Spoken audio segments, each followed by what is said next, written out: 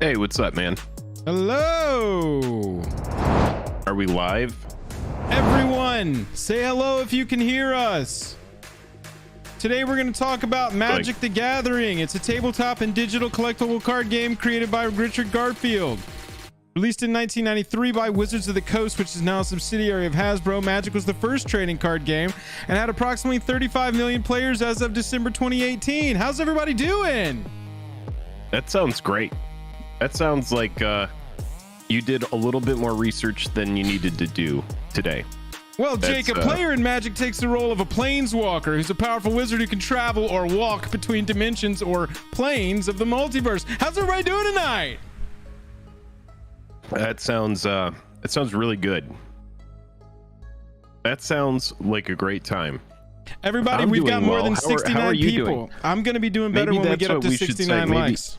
Maybe I should say to you, how are you doing? Is that where this goes? Is that where the joke on this goes? Is well, Jake, Magic can be played by 2 or more players, either in person with printed cards or on a computer, smartphone, or tablet with virtual cards through the internet-based software Magic the Gathering Online or other video games such as Magic the Gathering Arena and Magic Duels. How's everybody Wednesday going? How is everybody Wednesday going? That's finally we've got into the meat. Talk to me about your Wednesday. Someone has to have something going on for Wednesday that we haven't thought about. All right, Jake, here we go. Let's start this off with a quiz. Without looking it up, over how many cards of Magic the Gathering, like individual cards, multiple prints of the same card, you know, how many were produced in the period from 2008 to 2016, so about 8 years? How many individual MTG cards do you think were printed? Chat, let me know what you think. Don't look this up on Wikipedia. In how long? In how 8 long? years, from 2008 to 2016. How many individual MTG cards were printed? I don't know. I'm going to say 12,000. 12,000 individual cards. Yeah. 12,000 individual cards. Okay, well, let's think about it. Let's think about it this way. So, how many packs how many cards in a booster? 15. Okay, so that's 15, and you've opened up how many boxes of, so we got 15 times what, 36 in a pack, right? Yes, in a box. Yep. In a box. Okay, and how many boxes have you opened of War of the Spark Japanese edition? I don't know. I think maybe around 90. 90 boxes? Mm-hmm.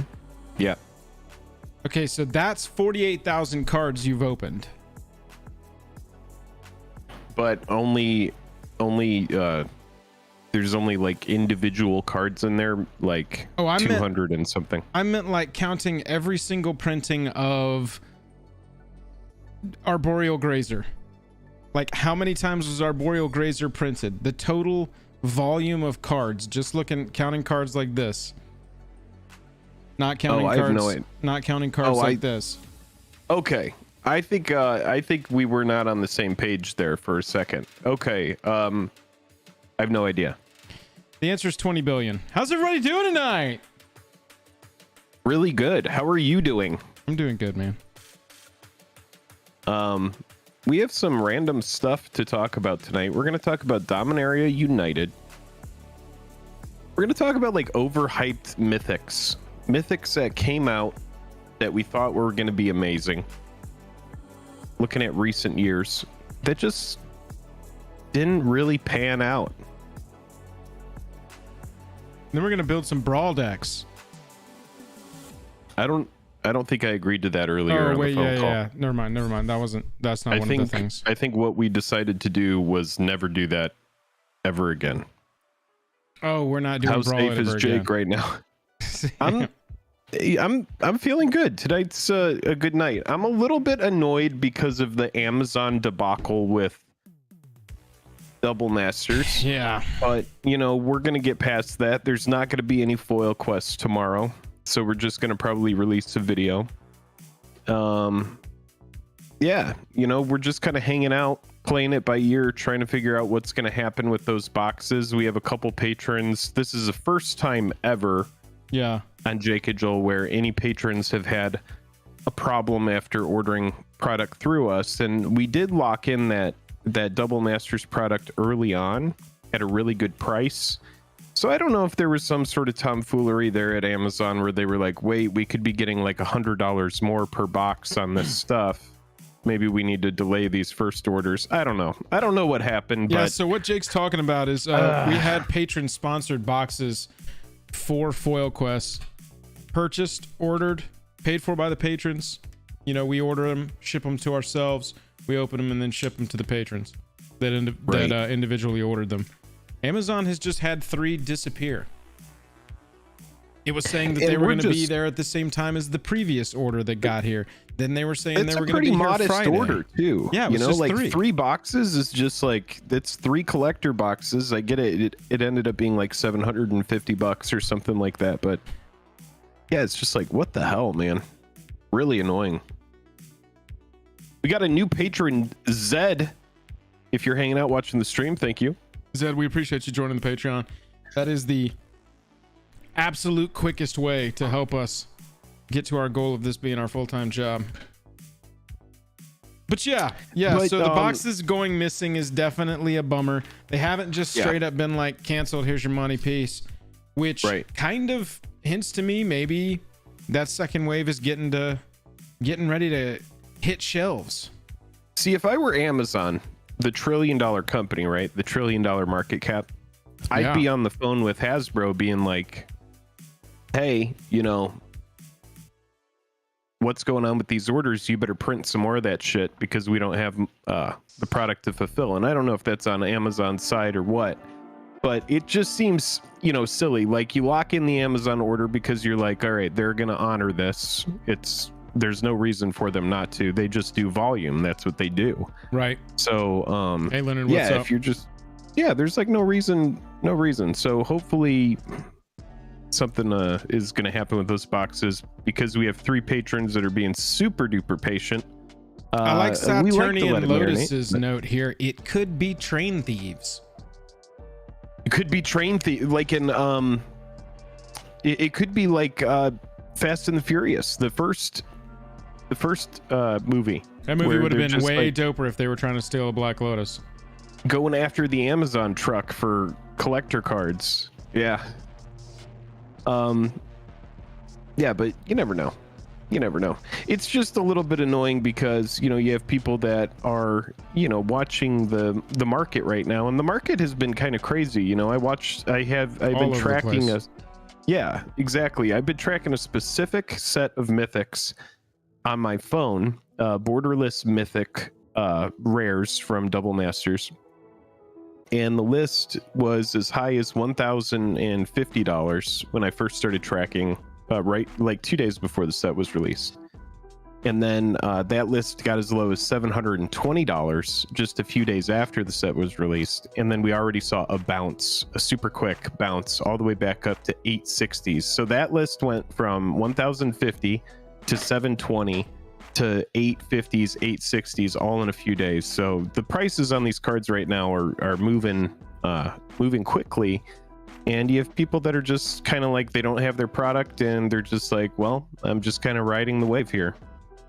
I'm still waiting just for personal reference. If anybody cares what I'm doing with this set, I have not purchased a lick of it yet, and I'm waiting until I pick up some singles later down the road.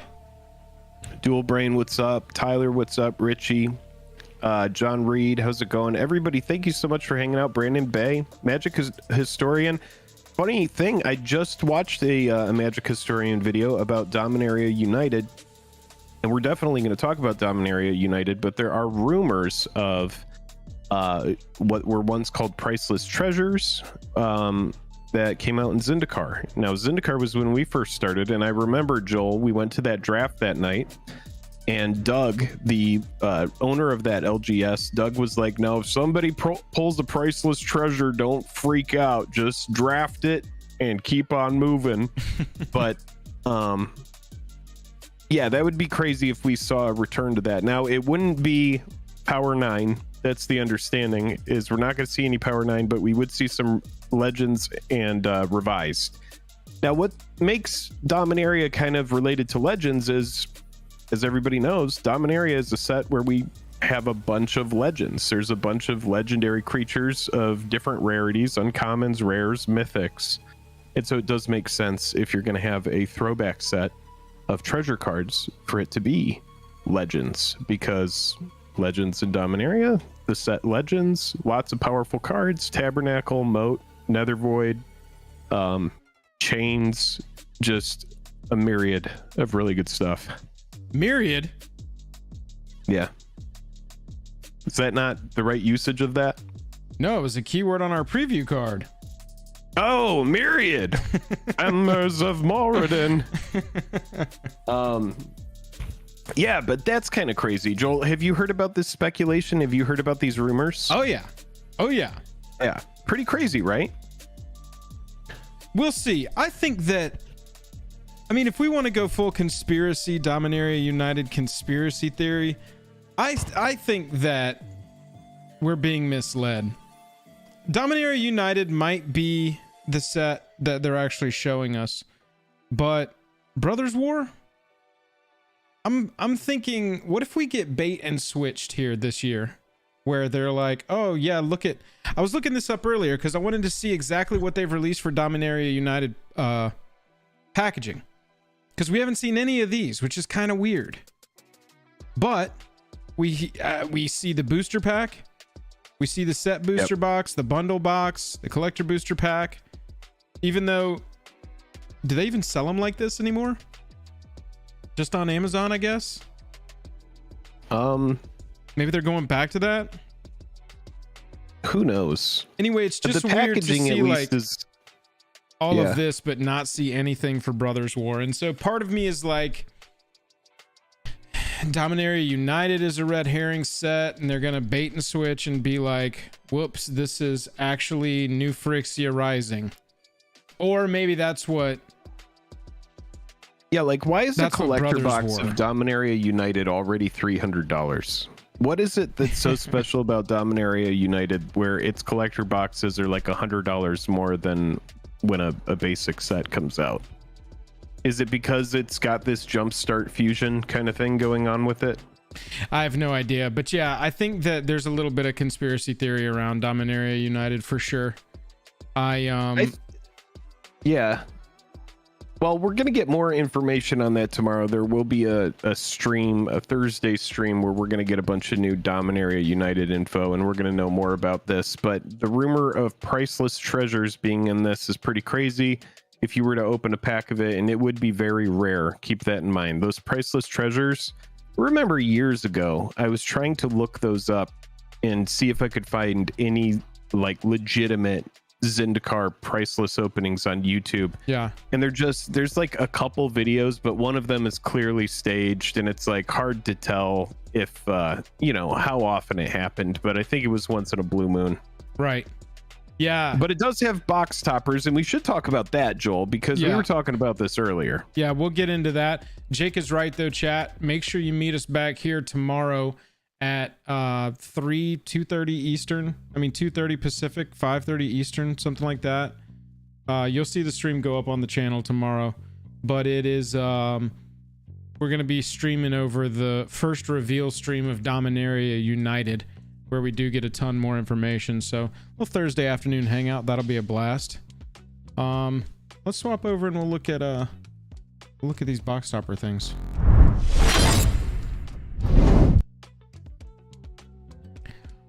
Jake, to your point, it is kind of crazy that this box is already pre-selling for 150. We know that because we can see it written right here. We are going to get 36 Dominaria United MTG draft boosters and 1 foil box topper card. That's right, folks. Yep. The return of box toppers in Dominaria United. Will it kind of slide right in here and bend? Maybe. Is it going to be a card that's worth the extra $40 for this box minimum? Well, I don't, we should talk about this product because it's not going to be a standard set. So we shouldn't really compare it to, standard sets, which are like $100. So wait, no, this is a standard set. Magic the Gathering Dominaria United is a standard set. Oh, wait, I thought this was the Jumpstart crossover. Never mind. That's how confused I am. No, all right, never mind. But, okay, so but hey, let me blow your mind. There is a Jumpstart crossover. No, I know that. Okay, so I know this. Okay, so the box topper is where we're getting that extra value. The box $50? topper is where we're like, okay, so this is a standard legal set. Correct. It has a box topper that's foil. Correct. That comes from the set. And then it is rumored that there are priceless treasures in this box. So maybe that's what people are trying to do. What they're trying to do right now is they're buying this out as speculation before we know, because here's the thing that people don't really realize.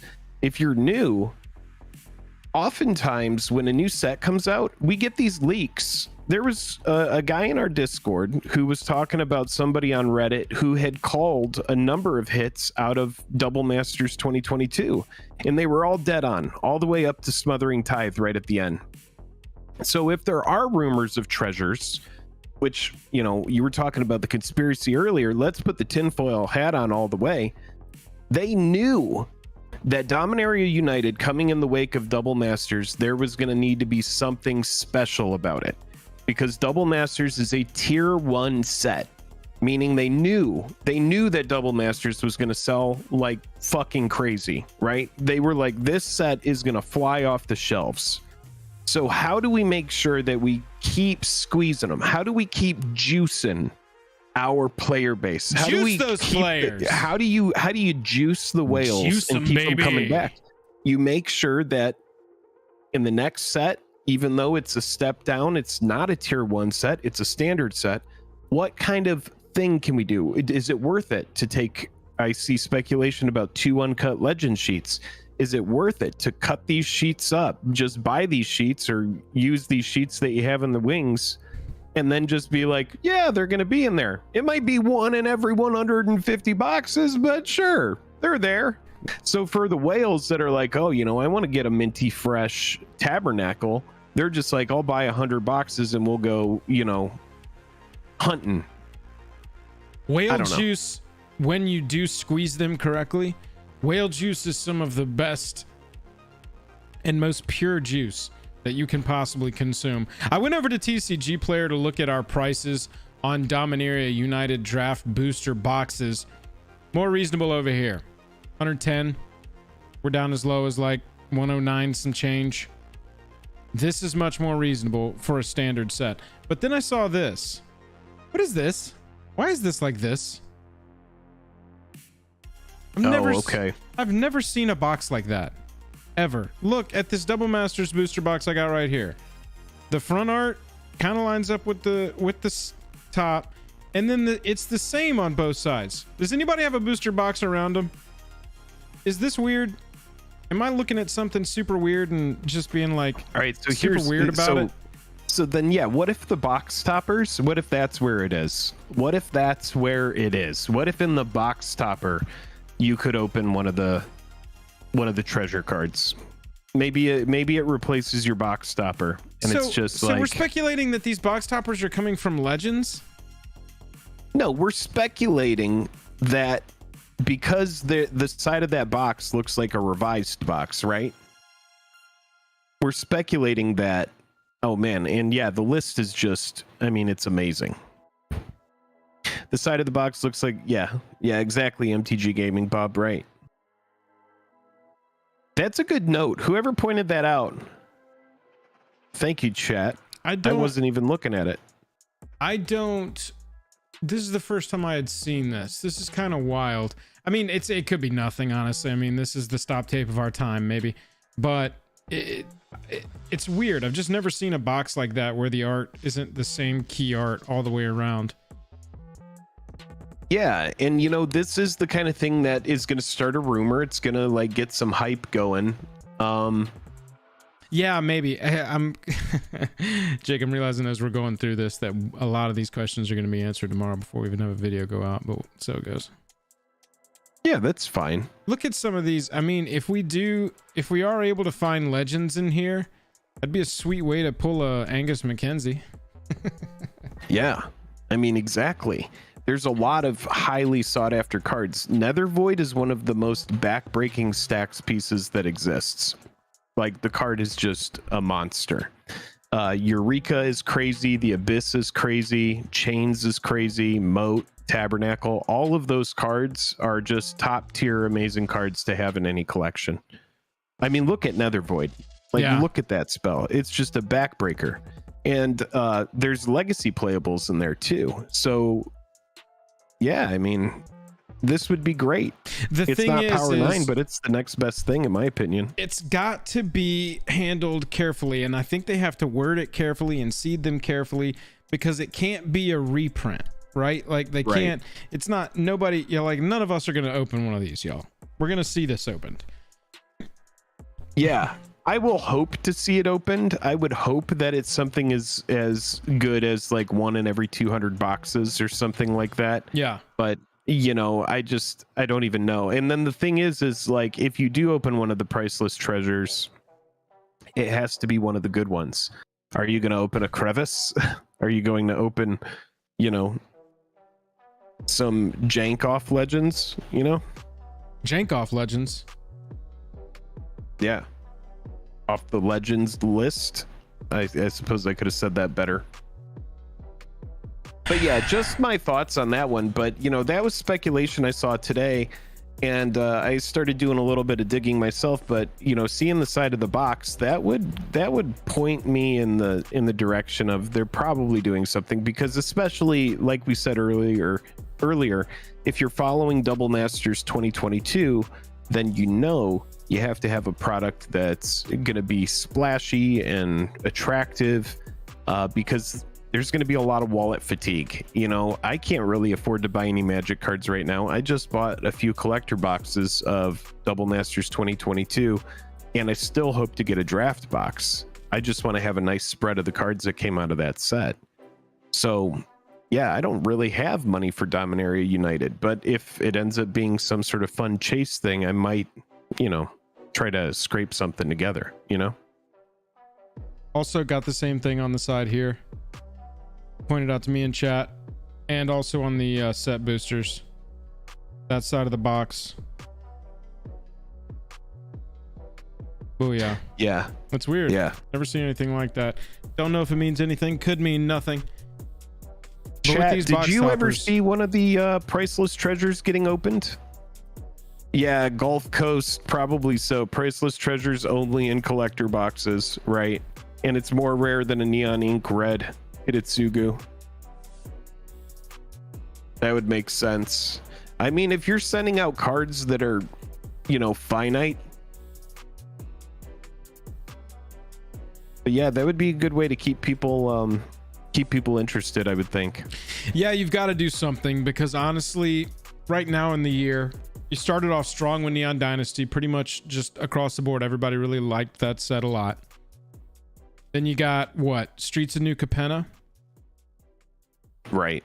Then you got what was after that? Baldur's Gate. Yeah, Baldur's Gate. Before that, we had Vow and Midnight Hunt. Yeah.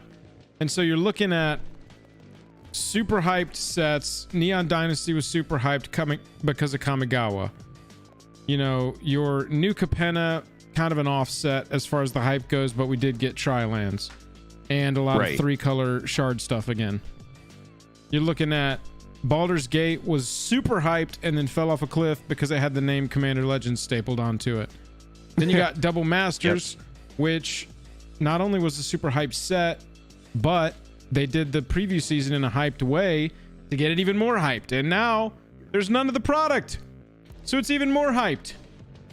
Yeah. So now it's just like, how do we possibly just keep outdoing ourselves? They got to mix it up. They got to make it different.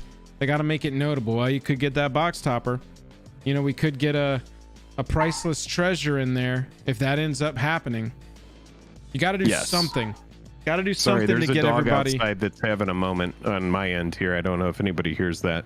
Oh, good. That dog is excited about the possibility of priceless treasures. You just have to do something. I mean, at this point, Dominaria United. Dominaria is cool, but, you know, it's not going to be as hyped as the first time we went back to Dominaria in Dominaria.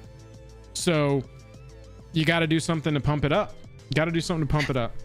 Yeah, like the thing about going back to Dominaria, and, you know, chat might need to call me on this if I'm wrong, but I feel like that was the first time that we in a long time had got uncommon legends again.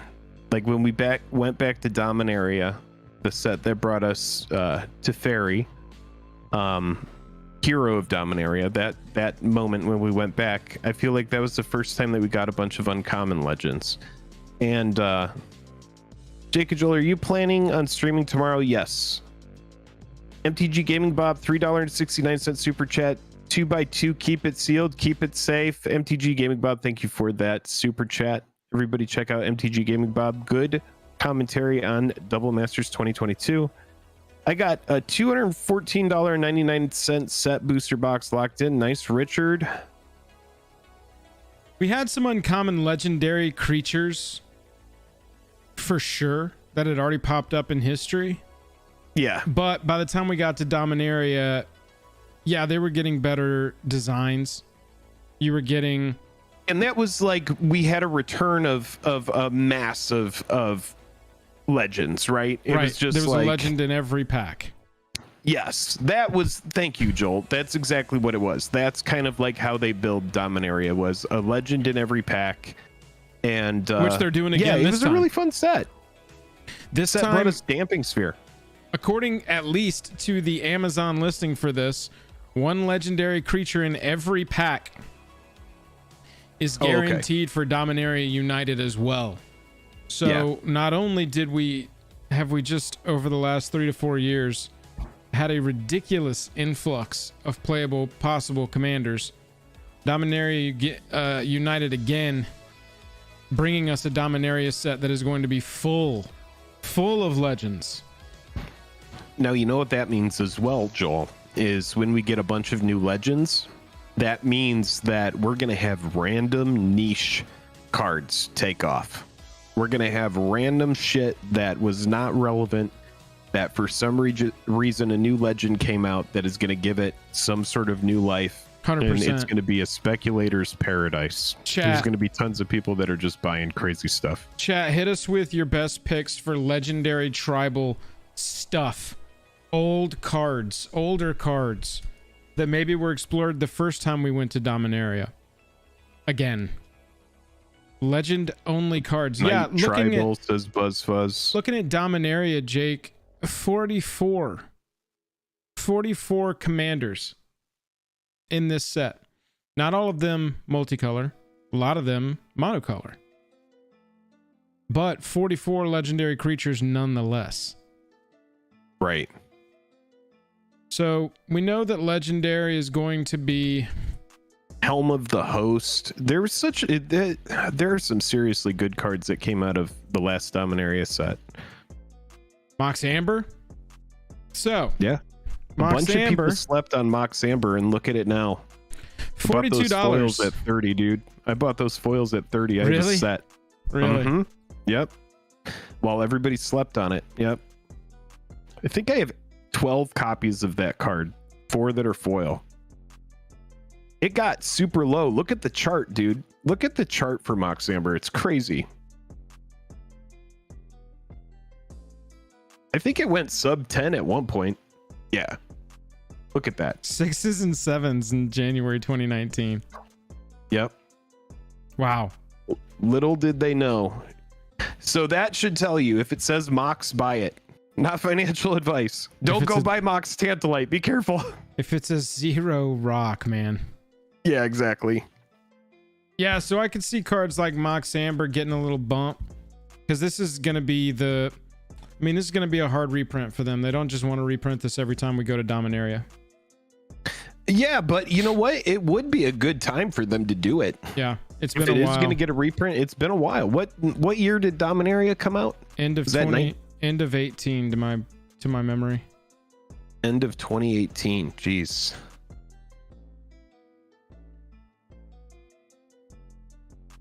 Oh, 4. Okay. April 2018. Got it.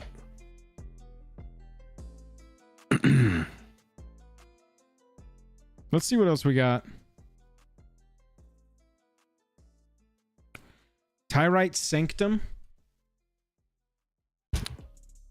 Oh, this is a call time. Oh, okay. I see. Call You're time looking rare at tribal land. stuff. Yeah, I'm looking at legendary tribal, seeing if there's any cards here that I like. Kaldheim. 2 mana, tap it. A legendary creature becomes a god and put a +1/+1 counter on it. 4 and sacrifice it. Put an indestructible on target god. Seems like a lot of hoops to jump through. Sean D says MTG Moxman has over 2,000 copies of the card. Are you talking about Mox Amber? That's funny. You should definitely sell them, especially if he has a low cost basis. Did this card ever do anything?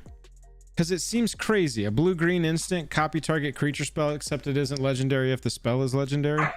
No, it didn't.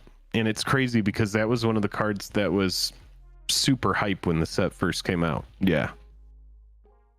I just remember this one being very interesting. Yeah, almost a $8 rare. Mm-hmm. And then just like crash.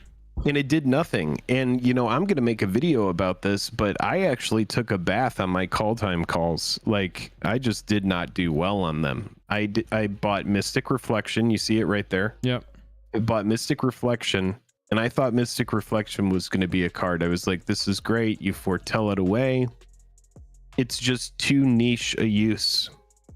That was a terrible call. But now I'm just long time holding Mystic Reflection. So just a long hold. Just a long hold. You can call it bag holding. You can call it long holding. You can call it anything you want to call it. Yeah, it's no longer a swing trade, and it's not a day trade. It's a long hold. 78 cents. 7 mana, sorcery speed. There's just not enough here. Return all legendary permanent cards from your graveyard to the battlefield. Yeah. A lot of it's going to have to do with mechanics from Dominaria. You know, land cycle predictions. We could talk about that. Seeing the commanders and knowing what's on Dominaria a lot. You know, look at the tribes of Dominaria. Wizards. Yeah. Soldiers, knights rather. And then those kind of cards are the ones that are really going to pop up. Vampires are there. Obviously demons, dragons, elves. I mean, your main tribes are going to get some love. Because this is the plane that started it off. Yeah. Yeah. MTG Gaming Bob says, I think Helm of the Host will get a bump. That's probably accurate. You know, Helm of the Host is a really good card, a legendary synergistic card. Wow,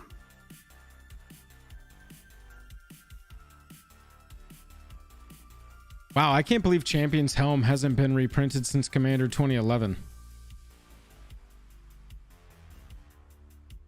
Yeah, that card, it got an invention printing, but that's crazy. That's it. Yep. This is a solid reprint away from tanking. This card it's a really good card. It's a really good card. Yeah, but this looks like a $5 or $6 card to me. Not every deck cares enough about hexproof. And between boots and greaves, that's already that's already a cheap possibility. You don't need to do it on a $30 card. And it doesn't even give anything but your commander hexproof. So this is like a legendary tribal commander card. Unless you're just like so into needing hexproof for your commander that you want multiple redundancies. Yeah.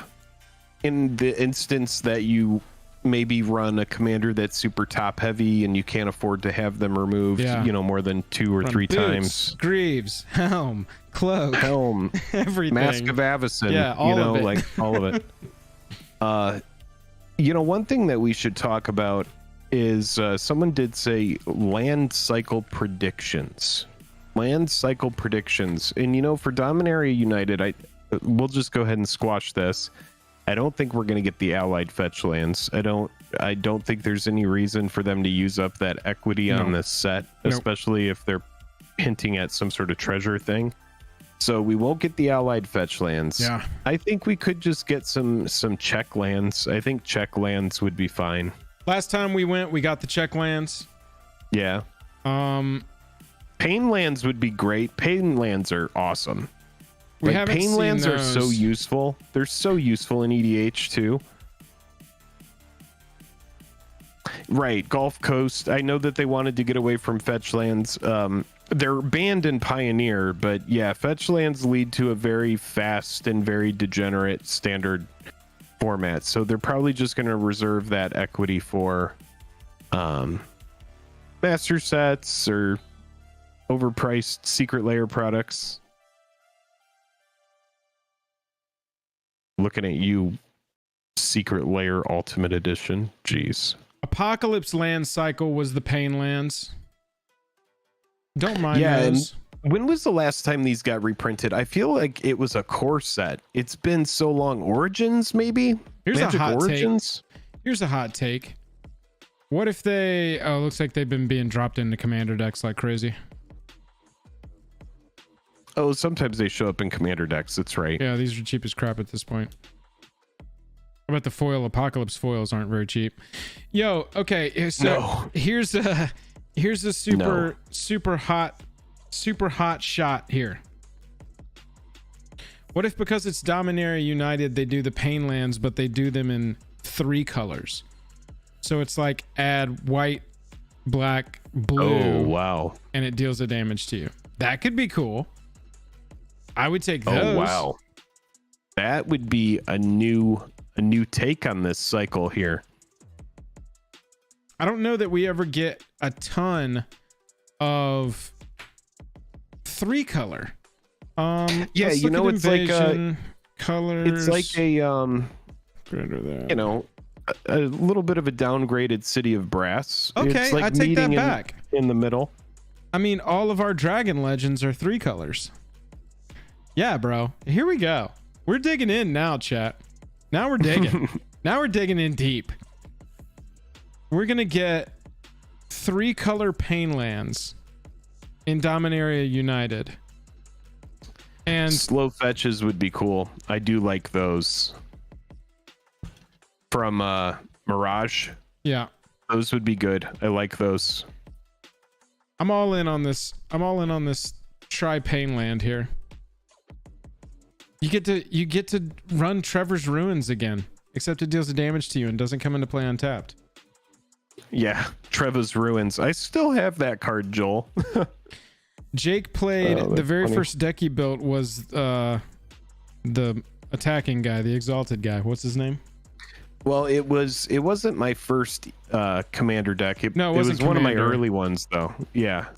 What's the name of the guy? Oh, Rafik.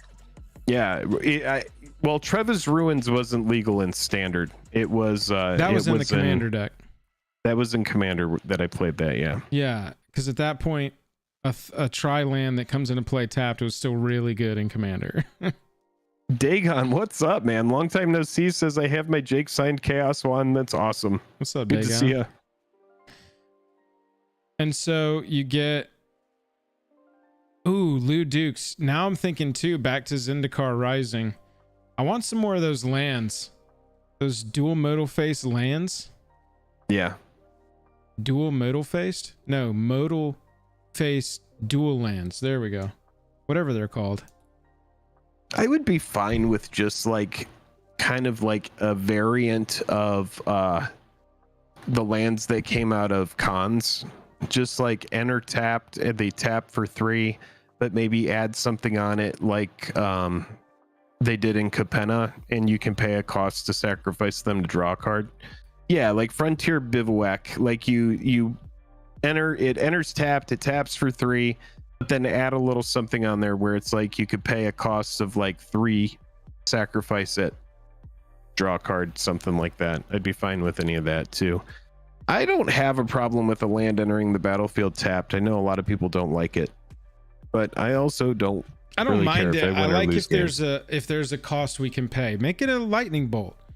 So it'll be like the single mana tapping lands that were the modal DFCs. Yeah. From Zendikar, where it has a spell on one side and it comes into play tapped unless you pay 3 life. Except just make it straight up a land that says we won't give it the land types. We're not making this thing searchable. But it just says enters the battlefield tapped unless you pay 3 life. As it enters the battlefield tapped, does it? I don't know. I'm not an MTG card writer. You know, I also would be fine with the speed lands that we got in Scars of Mirrodin.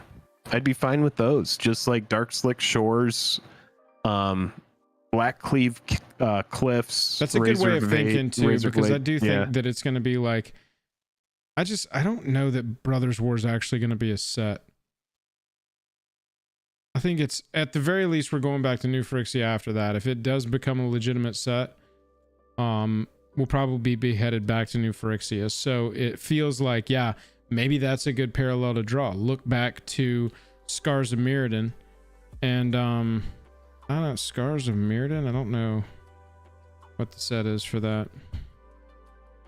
SOM. SOM. Thank you. Yeah, like I'd be fine with these. These are great. And they need a reprint. Did we like Black Cleave is like so expensive. In Vow we got these. The 2 are more lands. Where did we get these before? Have we gotten these before? Wait, go back to that. Oh, we got them all across. Okay, never mind. We got them all across Midnight Hunt and Crimson Vow. Yeah. Okay. You got the whole cycle there. Yeah. I didn't know if we were going to maybe finish that cycle out, but those came out across there. By the way, these lands, I know I've only been talking about the tricycle lands from Streets of New Capenna, and the fetch lands from Modern Horizons 2, and the opponent lands and Reflecting Pool from Baldur's Gate, but these have been all-stars for me in Commander. I would, if I were you, pick one of these versions while they're still super cheap. And pick the... Oh, man, I didn't even know they had alternates in the borderless. I thought it was just going to be... Oh, they do. Baby. Yeah. All right, well, the next Joel's What I'm Buying is going to be one of every of those in borderless non-foil. Wasn't there a leak saying that Teferi sends... Karen to the Brothers War? Not sure, but Keto is saying this, and I imagine it's to that. The double feature version of those lands looks really good too. I think these lands make mid and Vow good long-term holds. Yeah, you know, I mean, those lands are good. What you need to keep in mind though is that there's no limit to the amount that they can reprint those. It will just happen again and again and again, forever and always. Hey everybody, we have 81 likes so far on this video, and we have 300 people, more than 300 people watching. Can you help us get to 169 likes? Joel, I'll be right back. Give me just a sec. Hang on, Jake. Think about this land cycle from New Phyrexia while you're gone, okay? Because wow. Sure. Wow. No, yeah, I'll listen. What one? You're looking at it. This is just the look, the aesthetic of it. Yeah, I hope they reprint Forest Island, Mountain, Plains, and Swamp in this next set. I see where you're going with this. That was a really good joke, Joel. Thanks, man. I'm gonna put it into my... Want that Phyrexia's Core reprint? No, we don't need this card. Sack an artifact, you gain 1 life. Woo! Turn those treasure tokens into 1 life. Yeah. Yeah. Well... There's probably something good you can do with the Phyrexia's Core. Give me just a sec. Mr. Buzzfuzz saying we are not going back to New Phyrexia. Come on! Live a little. Have a little hope. Lord.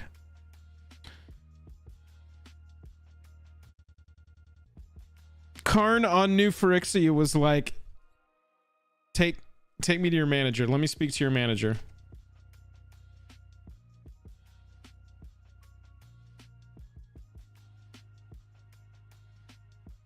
And then this happened.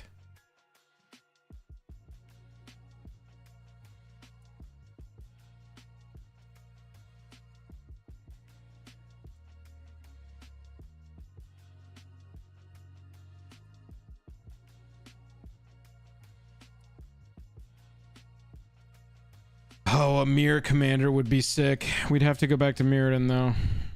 What are the layer lands?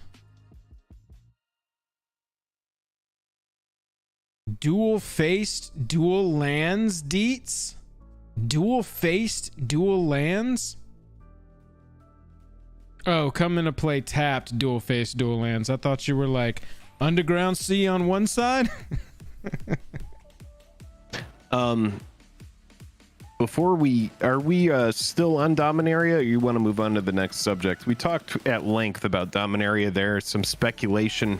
Hang chat on, if you missed I it. want to wrap up the lands talk real fast just with a blurb. And Buzz said, look at the layer lands. What's a layer land? The Dromar's Cavern, Treva's Ruins, those. Oh, from Invasion? Plane Shift. Oh, Plane Shift. What is... Here we go. Fuck it. But if you did miss the Dominaria conversation, we are going to talk about it more tomorrow.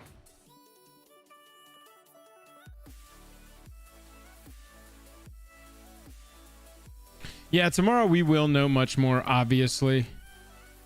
It's a layer when it comes in addition to its land type. When it comes into play, sack it unless you return a non-layer. So it's a tri-bounce land. Yes. That is not bad. Does Meteor Crater by itself tap for a colorless since you control a permanent that's a land and that is technically colorless? Choose the color of a permanent you control. Yeah. Wow, that card's pretty good. It also checks itself. Yeah. That's pretty cool. Yeah. Yeah. Set. I'm on Ket. These are okay. You can search them up. So we've also got the cycling lands, the searchable cycling lands from Amon Ket. You know, they always enter tapped. Right. But they're searchable. So you can search them up. If it says search for a forest, you can go get a sheltered thicket. You can go get a scattered groves. Put it right onto the battlefield tapped and pass, and you've got access to 2 mana there. Or if you draw it late, you can cycle it away. You know, cycling is really strong late in the game in Commander. And if these weren't searchable, if this cycle was never completed. Since we're at Amon Ket, I'm going to address this question. Hey guys, Jake, I have 1,500 copies of the Scarab God. Time to unload. Are you waiting for Scarab God to dominate another standard season? I would just get rid of them. What do you need them for? That's funny. I hope you really have 1,500 copies. Well, I mean, look, it's not that bad of a hold right here. Around the time that Zombie Deck, every time Zombie Deck comes out, it's gonna jump, and it has been reprinted one time in Double Masters.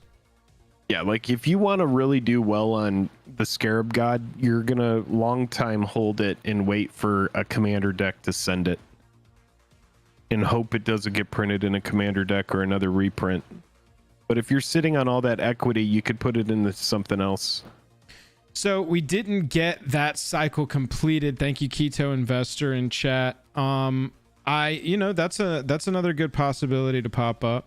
Cycling has it been in Dominaria before? I think Flashback was the big thing in Dominaria. No, that was Odyssey. That was the other plane.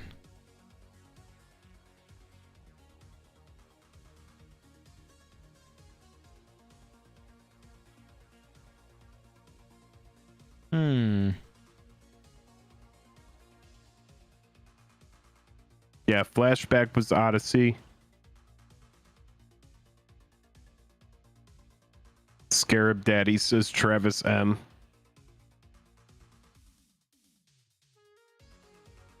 Oldest cycling card. Yeah, I mean it's all still technically on Dominaria, I'm pretty sure, because this is all during Saga. Onslaught. Yeah, so the next time it came back was Onslaught.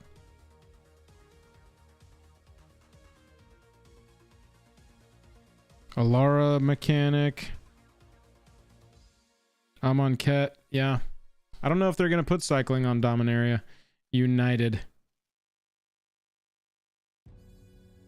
Possibly. But yeah, we'll have to see. A lot of interesting possibilities for what our rare land cycle could be. You know, I think we don't think it's going to be fetch lands, but we do think that the possibility exists for it to be something hype, because honestly, just like we've talked about in other vids with the box toppers, you know, right after a super premium set like Double Masters 22, got to do something to hype this set back up. And I don't think that a 0.00001% chance at a Legends card is going to do it by itself, even if you do say the word box topper to me. Yeah. Box topper, that could be, each box topper is a legend. That could be fun. So you know that if you're opening a box topper, it's going to be maybe a rare legend or a mythic legend from the set. Yeah. Because that's going to be fun to run as a commander. Right. You know? Yeah. So we'll see. We'll see what they end up doing. We shall see. If you're watching this after the big reveal and these questions have already been answered, thank you for watching. Thank you for spending your time with us. Alpha Investments is here. Alpha says, hey guys, I had some patrons contact me stating you guys are having problems regarding Amazon and your Double Master collector boxes. Is this true, Rudy? That is very freaking true, my friend. Yeah, I actually talked with someone in our Discord today, Joel, and I didn't let you know this, but he was like, hey, I'm gonna reach out to Alpha Investments if you want me to. He was like, I'm not gonna overstep my bounds. He was like, I'm gonna reach out because 3 of our boxes hadn't come in yet, these collector boxes. And so the idea would be, his idea was, you know, if we got Alpha Investments to send us 3, then once we finally get our order, we just send ours back to Alpha Investments at their PO box, right? And so I was like, look, if you have that kind of rapport with Rudy, go ahead and message him, but you know, we're not going to reach out and say anything. Nice. Obviously the best thing would be a backfill, but yeah, Rudy, actually we did have a patron reach out to you, and we're just short on a small order of collector boxes, and if our collector boxes come in, we would just send you those. If you did want to help us out, that would be just fantastic. You can call into the stream too on Discord and bless the boxes before we open them, or hang out with us while we do open them. It's good to see you though. Yeah, everybody, thank you so much for hanging out. Yeah, I was not expecting any follow-up from that, so shout out to the patron who reached out to you. That's cool.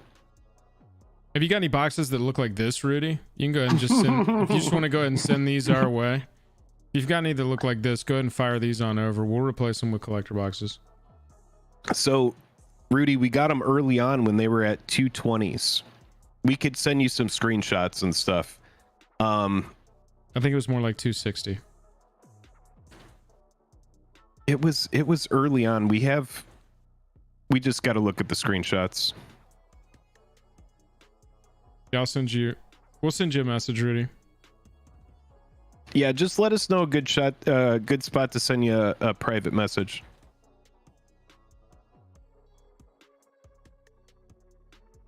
If you follow us back on Twitter, I can message you there. Okay, sweet. You rock, Rudy. Thank you so much. Everybody claps in chat. That's for amazing. Rudy coming through. And if you haven't seen Alpha Investments, obviously you're living under a rock. So if you're watching us and you haven't seen Alpha, you don't know what inspired us to get into this game. Big claps for Rudy. Yeah, that's chat. amazing. Come on, come through Yeah, with the love. you're Let's saving go. our butts. You're saving our butts. As for revised, you have 53 sealed boxes of that. Sorry, not for sale. Damn it. Damn it. He's not selling any of his revised, guys. What's going on? I wanted to No buy minty fresh. wanted to buy one and just pop it open on stream. Just go and pop You it know, open. one day I would love, we've talked about this, Joel, but we have talked about, chat, you know, not boxes of revised, but old stuff. Yeah. Getting groups of patrons together that want to share in those big box openings. So stick around for that kind of stuff. You know, as the channel continues to grow, we would like to do bigger and more badass openings where, you know, maybe we let patrons have up to, you know, sponsor up to 4 packs of a box. We do it all live on stream. It could be a really fun time. Sweet. Alpha Investments jumping in to help us out in a little bind. Now, what's cool about these boxes is they're going to be having marinated and traveled over. And Rudy juice. They're gonna have Rudy juice all over. They're gonna have obviously cheese and lettuce all over them because, you know, tacos. No, seriously, much appreciated. That's awesome. We're gonna be able to get out of that bind, and then as soon as we got your message there on Twitter. That's awesome. Rudy now follows 3 people on Twitter. It's Roaring Kitty, Connor, Haley at Alta Fox Capital, and Jake and Joel are Magic. Wait, hell yes. He follows DFV. Oh, that's amazing. There's only holy fuck. Alpha Investments entire following list, ladies and gentlemen. Oh my God. Jake and Joel, Alta Fox, and Deep fucking Value. Hell that's amazing. That's great. I am not a cat. That's great. All right, Rudy, we'll get right back to you. Jake will have all the shit coming through on Twitter after we're done here. Thank you, man. Yep. Seriously. Hey, princess. Yo, Rudy, are you going to any more cons this year? Are you going out to that? Yeah, no, we wouldn't want Rudy to be seen as a paragon of the community. Really want to keep that image just as rusty and tarnished as we possibly can. Are you going to that 25th anniversary or 30th anniversary, whatever the hell that thing is called? You going to Vegas this year? Maybe.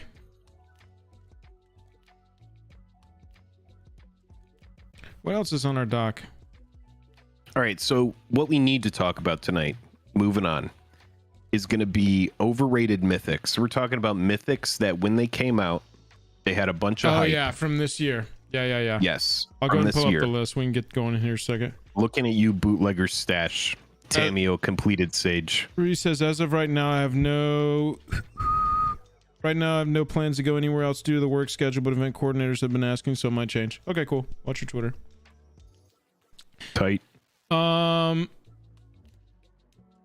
Year 2022 rarity mythic. Yeah, and then the other thing that we want to talk about is, you know, kind of as we've had so much double masters, right?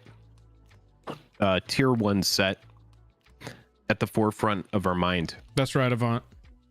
We're going to talk about some maybe overlooked commander cards with low risk, meaning the price is already low, from recent sets this year.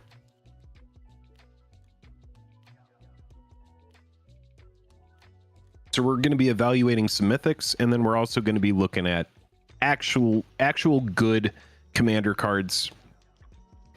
Stuff like, in my opinion, like Reality Chip is a really good card that's kind of bottomed out, but we'll get into that list as well. Joel, reminder that I need to be out like an hour, right? Like an hour and 10 minutes. How do I... Yo, Scryfall people, how do I get only printings in paper? I can't remember what the code is for it. Paper isn't working for me. Is it just print?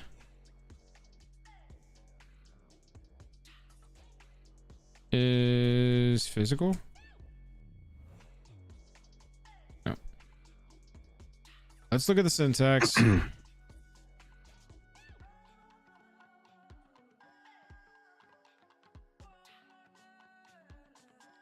while Joel looks for this alpha investments, I'm gonna go ahead and reply to you right now, and I'll send you these. Rudy says, all right, I'm leaving. You guys are way too kind and positive. Makes me uncomfortable. Everybody, All right. everybody slash wave. Rudy is walking out the door, backing out the door creepily, raising his eyebrows up and down over and over again as he fumbles for the doorknob to open the door backwards. Do not Sort of trips not over the trip on threshold.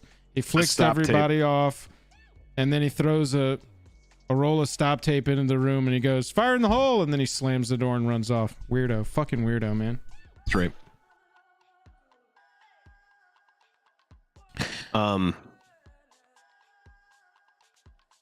You know who's doing well though? Modern Horizons 2 guy. What does that mean? That is one set that's from a whiteboard video.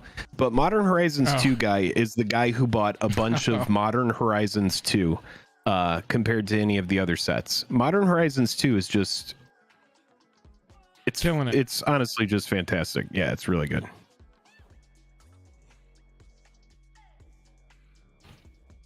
Let me move chat over here. I'm gonna be able to keep up with you guys. There we go.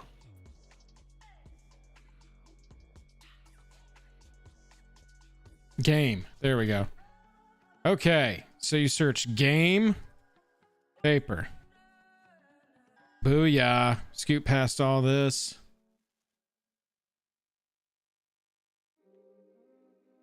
Then we got our overrated mythics. Okay, Jake. So what I've got here is the 97 cards that were released in 2022, available in paper. Yep. Aren't reprints. Yep. Obviously, this first row, most of the second row is not out yet, but by the time we're to parry the pulverizer, we got some looks. Yeah, Silver, we're going to swap over. You know, that's my favorite words to say. I should get a shirt that says, let's swap over. I love swapping over. Let me take a minute to sell to y'all real fast. Hey, Jake and I are trying to make this our full-time job, and you can help us do that. Hitting that join button down below the video, if you're watching on your computer, right next to the subscribe button, that's going to let you join our channel and become a member. You get a badge next to your name in chat. You get access to our emojis. Hey, if any members are hanging out in chat, could you show off what our emojis look like? That would be excellent. John is already all over it. Thank you very much. That's some of them. We get to add to them all the time. You get your loyalty badge. And we're going badge. to be updating them. Yes. We're going to be doing a big update on some too, which is going to be fun. We get, yep. Actually, John, you just added the two that we got added to our channel when we crossed the 50 member threshold. As you can see right down here, we're at 52 members right now. If we can get up to 100, we get even more emojis, loyalty badges, all kind of prizes for us and for y'all. That's like the smallest amount of money. That is the cheapest way that you can help us besides just hitting like and subscribe. And if you want to get involved with the channel on a deeper level, going over to Patreon, tons of rewards over there. Signed card from me and Jake at any level. Any level is also going to get you access to the Commander League, where you can play over Spell Table for prizes and a proxy-friendly Commander League. The format changes every month. Also makes you eligible for Foil Quest. You can get in touch with me or Jake. And as you saw last week, we will take any strange request, even if that request is open a box of X and destroy the most valuable card. We will even do that. So that's how you get eligible for Foil Quest. So hitting that join button and becoming a member, becoming a token creature, and going over to our Patreon, becoming a pledge over there, getting some cool prizes there. Oh, also, if you become a YouTube member, you also get a sweet little badge for your Discord name as well to show, hey, I am a YouTube member of Jake and Joel Are Magic. Thank you for sitting through that. We appreciate anybody who wants to help us on our journey to make this our full-time job. Jake is texting shirtless pics to Rudy right now, so he's going to be a second. Right. You're funny.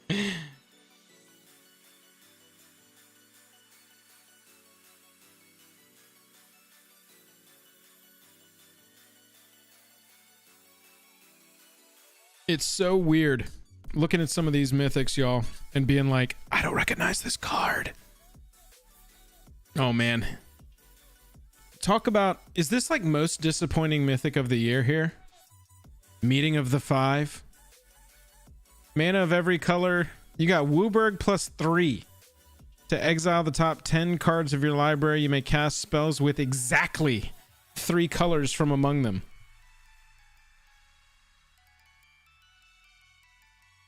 Oh man, this card seems useless. This card seems... Has anyone cast this, resolved it, and gone, oh my god, Meeting of the Five is the best mythic I've ever pulled?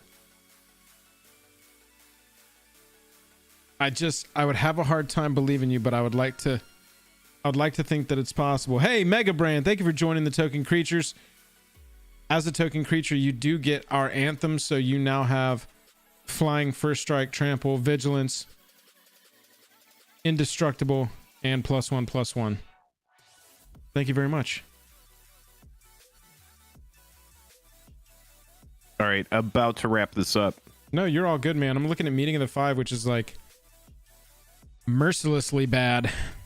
At the beginning of your upkeep, put a shield counter on target creature an opponent controls. Whenever you put one or more counters on a creature you don't control, tap that creature and goad it, and it gains trample. Interesting. So it like gives them protection from destruction once, and trample, but it only goads it one time. I don't know how I feel about this one. I don't know that I would build Crow's Defense Contractor. Fortnite is 14 hours out. Why is everybody talking about the Fortnite secret layer? Is that already on secret layer? All right, all squared away with Alpha Investments. He's going to send us some boxes. So everybody in Foil Quest, I'm going to do an update after the stream. We're going to be doing those. So what we're going to do, Joel, is we're just going to end up canceling that Amazon order, and we're just going to send the money to Rudy, the exact price. Bobby Z, are you in chat? We'll reach out to Bobby Z after this. Yeah, I just want to see if he's been up to date or if I need to send him a message and catch him up. Hey, look at this. Yeah. The prices on Secret Layer Fortnite. They are 30 and 40. They are not 40 and 50. This is actually a nice little surprise here. Which ones are you looking at here? Secret Layer Fortnite.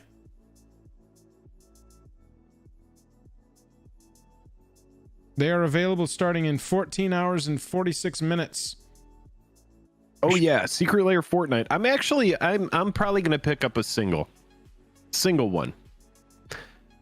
Okay, so what segment did you want to do right now, Joel? Overrated Mythics? Yeah, what one are you feeling? I've got the Mythics pulled up here. Basically, I've sorted from cheapest to most expensive. Figured that'd be a fun way to start. Kind of go through and look at the ones that are at the bottom right now and what we thought of them when they came out. Yep. Versus the ones that are expensive as we work our way up. Yeah. You know, for me, I have a few here. Okay, hang on. Let me swap over before we get going. Sure. All right, chat. Think about it. Think about it and let us know what is your most disappointing mythic of the year so far. Jay, kick us off.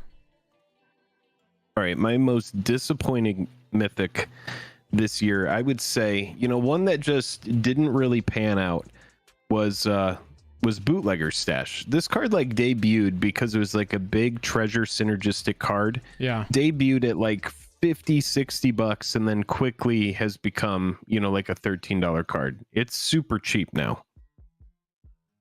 All-time low $15 for a base level copy. Yeah, this card was up in the 50s. You can find it cheaper than that. Yeah, these are always going to be a little bit higher price here because these are going to represent our averages. Market being at 1276 means that you can probably find it even cheaper than that. Normally at your market price, you're going to get cards that at your market price, you know, you're going to find versions of this for $1 or less. I mean, for $1 or $2 less than what that market price is. That's just you're looking at your average. But yeah, I mean, this card hit the scene, absolutely exploded. And then that was it. And you can see chat is saying it's trash. It's not good. And, you know, I think that that's fair. I think that maybe it's a little bit too expensive to get online. It does some pretty cool stuff, but maybe it's just not there, you know? We did get an alternate version that has bottomed at like 15. It's so interesting. I mean, this is one of those kind of cards where it needs to get out so early. So you have to like cheat it out somehow. You know, it is alongside cards that want to see you create tokens. I see Chatterfang in chat. Also, one of the top cards, one of the top mythics of the year, Benny Brax, says at the beginning of each end step, if you created a token this turn, draw a card. This one runs really well alongside Bootlegger Stash. You know, because you want these cards that are passively creating value off of other tokens being created. I played against a commander last night, an uncommon called Kadira, Caller of the Small. And then and Kadira just says when it deals combat damage for each token, period, you control, create a 1/1 white rabbit creature token. That's good. And then the person in my pod was using Kadira combined with the enchantment that instead of whatever token enters, the creature tokens entering the battlefield, it's a 4/4 Vigilant Angel. And so all of these tokens, when Kadira was dealing a ton of damage, were just absolutely popping off and coming in as huge angels. But even then, 6 mana to come down, you probably... Just a second, chat.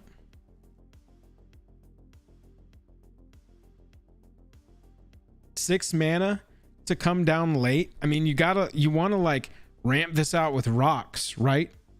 And then you want to tap the lands that you didn't tap to cast it to create treasure tokens, and then you're getting super value off of this.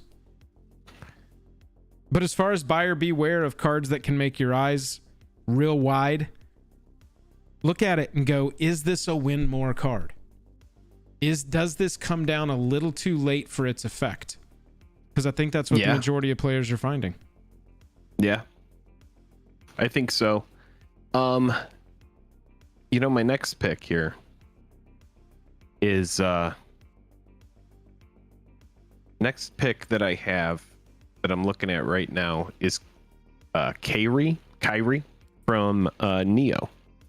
There it is. You just passed it. The Rising Star on the right. Swirling Sky. The Swirling Sky. I thought this card, being flying, Ward 3, I know it's expensive. It's a 6-cost card. But it seems like such a good control card. You're getting stuff back when it dies with that mill ability. Depending on what you've used already in the match, you know, or in the game, then you might be getting something back that's really good. I just think there's some versatility on this card. I think it's hard to kill. I think it blocks well.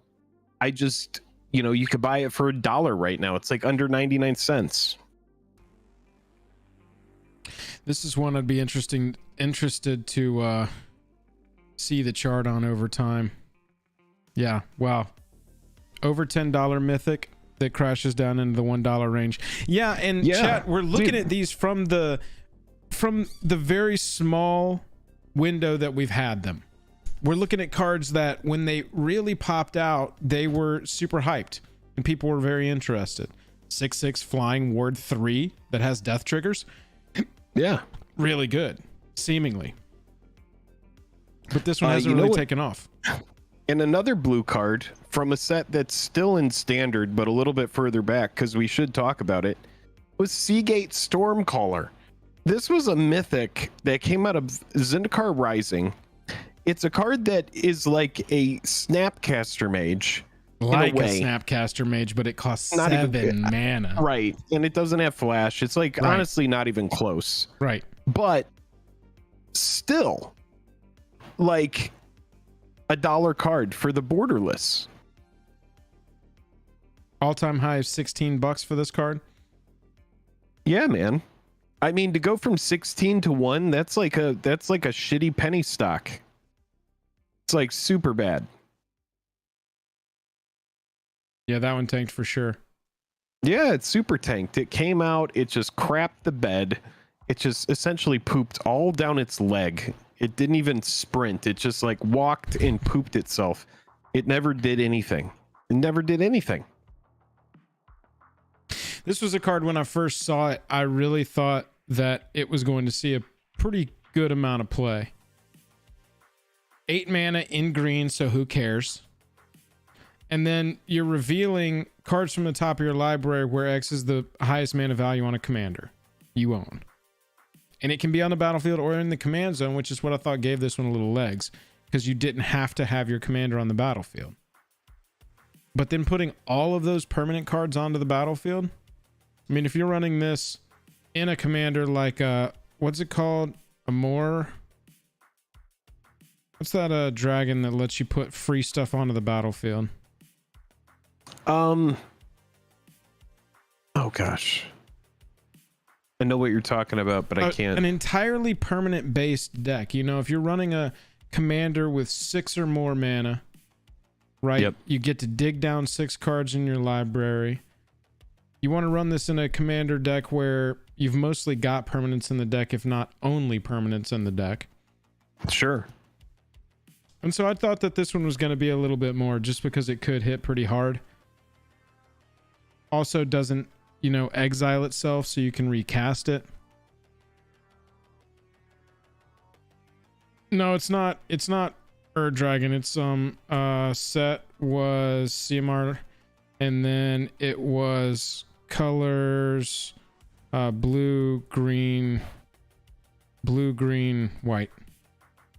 Amareth, the Lustrous. Whenever another permanent enters the battlefield under your control, look at the top card of your library. If it shares a card type with that permanent, you may reveal that card and put it into your hand. 6 mana commander in a permanent base deck, because you don't, with Amareth, want to be hitting a lot of, you know, instants and sorceries. You want to try and put all of your instants and sorceries effects on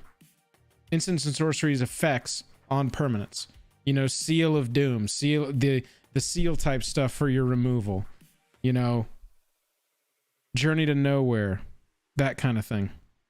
It's a journey straight to nowhere. But yeah, Majestic Genesis was one. When I saw it, I was like, oh hell yeah. Huge green spell, and it never really popped. How about Tamio? Oh, should we talk about Tamio Completed Sage? Tamio Complete Boar. Got him. I mean, we could talk about Tamio. We could also talk about Vivian. I think, you know what? Let's talk about Tamio a little bit. Comes out, $30. It's got the Phyrexian symbol on it, so everybody's like, oh! Panic Town. Absolute Panic Town. Oh, God, you can cast it for life. For cheaper. But I think they mitigated the power level of the card because of that. They were like, look, this can't actually be that good. Right. Like, let's not let it be that good. So we have a lot of hype. $60. All-time high, $60. All-time low, $2. Hope you didn't buy your Tamios yet. You found the right time to buy them. I think, you know, with this card, it's just not impactful enough. Look at that chart, though. $2. Jeez. Dude, I'm telling you, man. That chart looks like Citadel is trying to put it out of business. Yeah, it looks the like market makers hedge fund is trying to hammer it down until it has to go bankrupt. Tommy, no! That's awful. Tammy, no! That's what happened. Yeah, I mean, these are, and you know, there's this segment could be called "How to Not FOMO." You know, you learn a lot about this because you see it every set. You go, oh fuck. You go, here it goes again. But low risk. I mean, at this point, it's low risk, right? Yeah. Mr. DJ Longhair with the $5 super chat. Thank you for the $5 super chat. We appreciate you so much. Dang, Blissful Bash just got scamazoned on a double Masters Collectors. I don't understand the first three words, but the rest I'm with you. Blissful Bash must be a creator. Creator, maybe. Got scamazoned on a case or on a.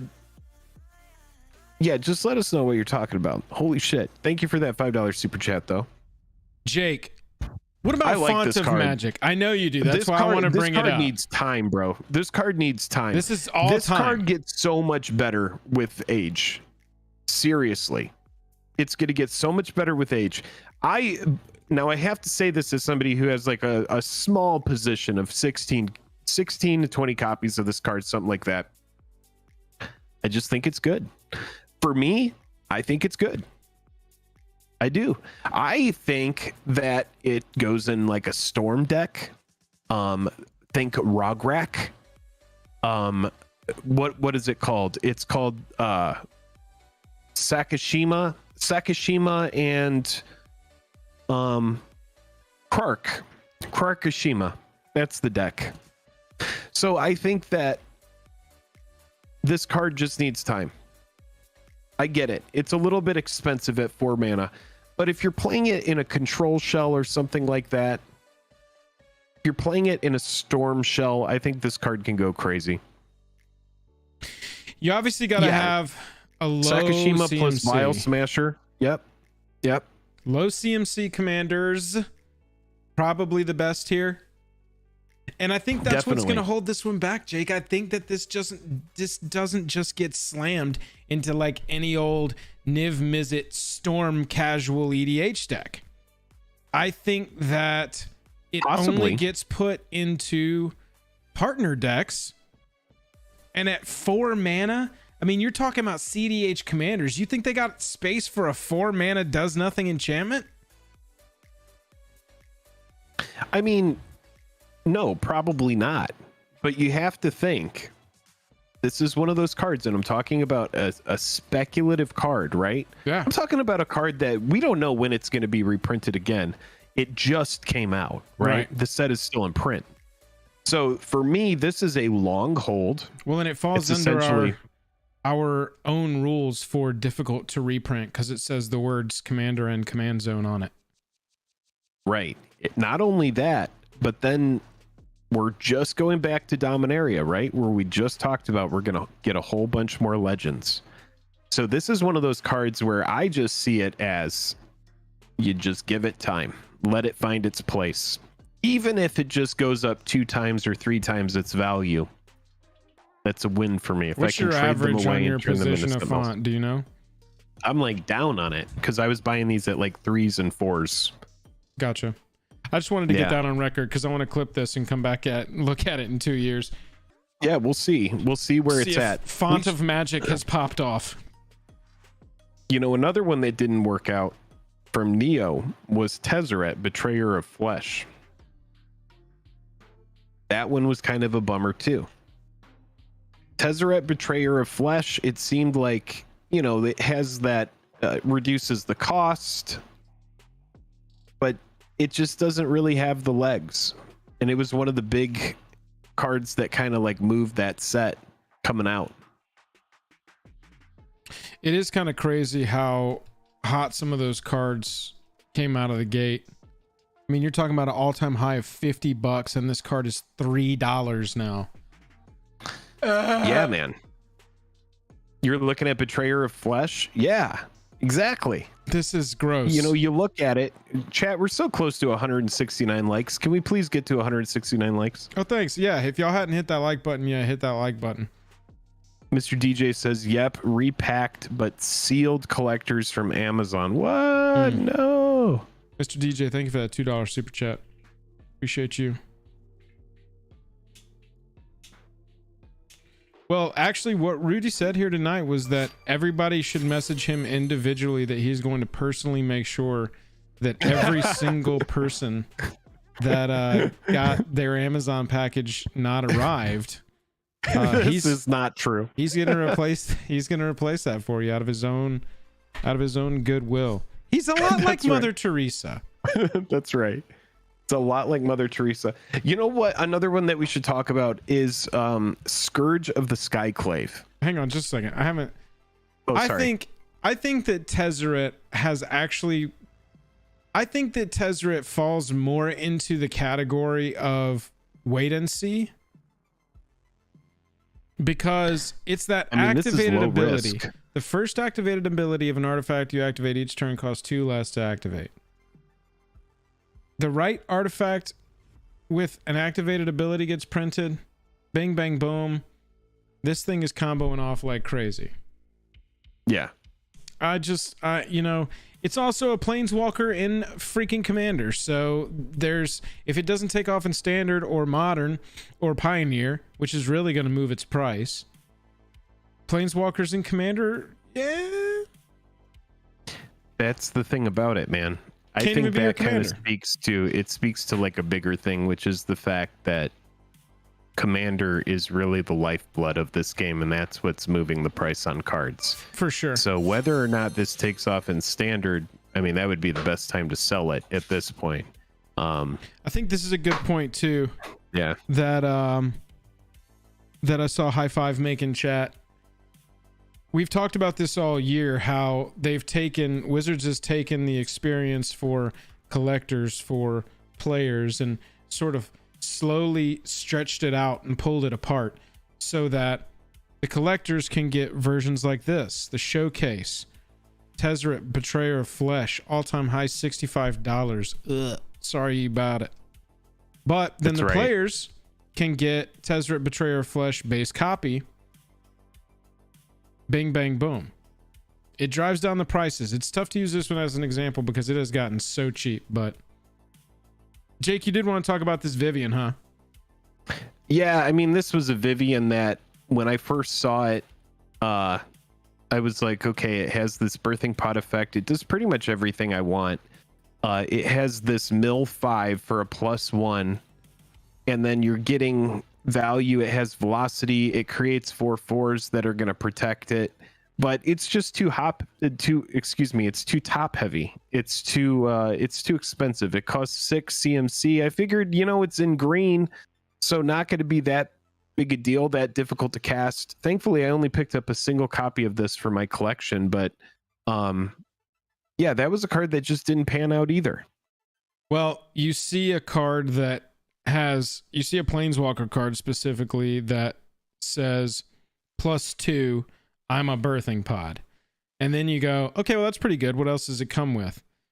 +1, mill 5, put all the creatures that get milled into your hand. Wow. Okay, yeah. That's also really good. It's good. And then you see, it doesn't have an ultimate. But then you go, well, instead of an ultimate, it can create a 4/4 every turn for 4 turns if you wanted it to. Yeah, and if you have a doubling season or anything on the battlefield that's going to give that additional oomph, I was like, this card is just good, man. Like, there's not one effect on it that I don't like. So honestly, yeah, interesting. I think it has to do with the fact that, like D Hammer's saying, walkers in general get targeted down in Commander, getting all the way around the table, even if the Planeswalker can create a creature to protect itself, very difficult to get back to your turn and get more value off of this, except in a deck like Chromatic Bridge, where it's just dumping Planeswalkers onto the battlefield. Yeah, that's the kind of place where I would see this really shine. But I mean, at $3, if you like the card, yeah, D Hammer has it right. Too good at 5, only okay at 6. I think Correct. I think that's what it comes down to. Is it is just an absolute showstopper at 5, because you have to think, if you're ramping and it's a 5 cost, you could get it online as early as turn 3, and it's just unfucking beatable as a turn 3 play.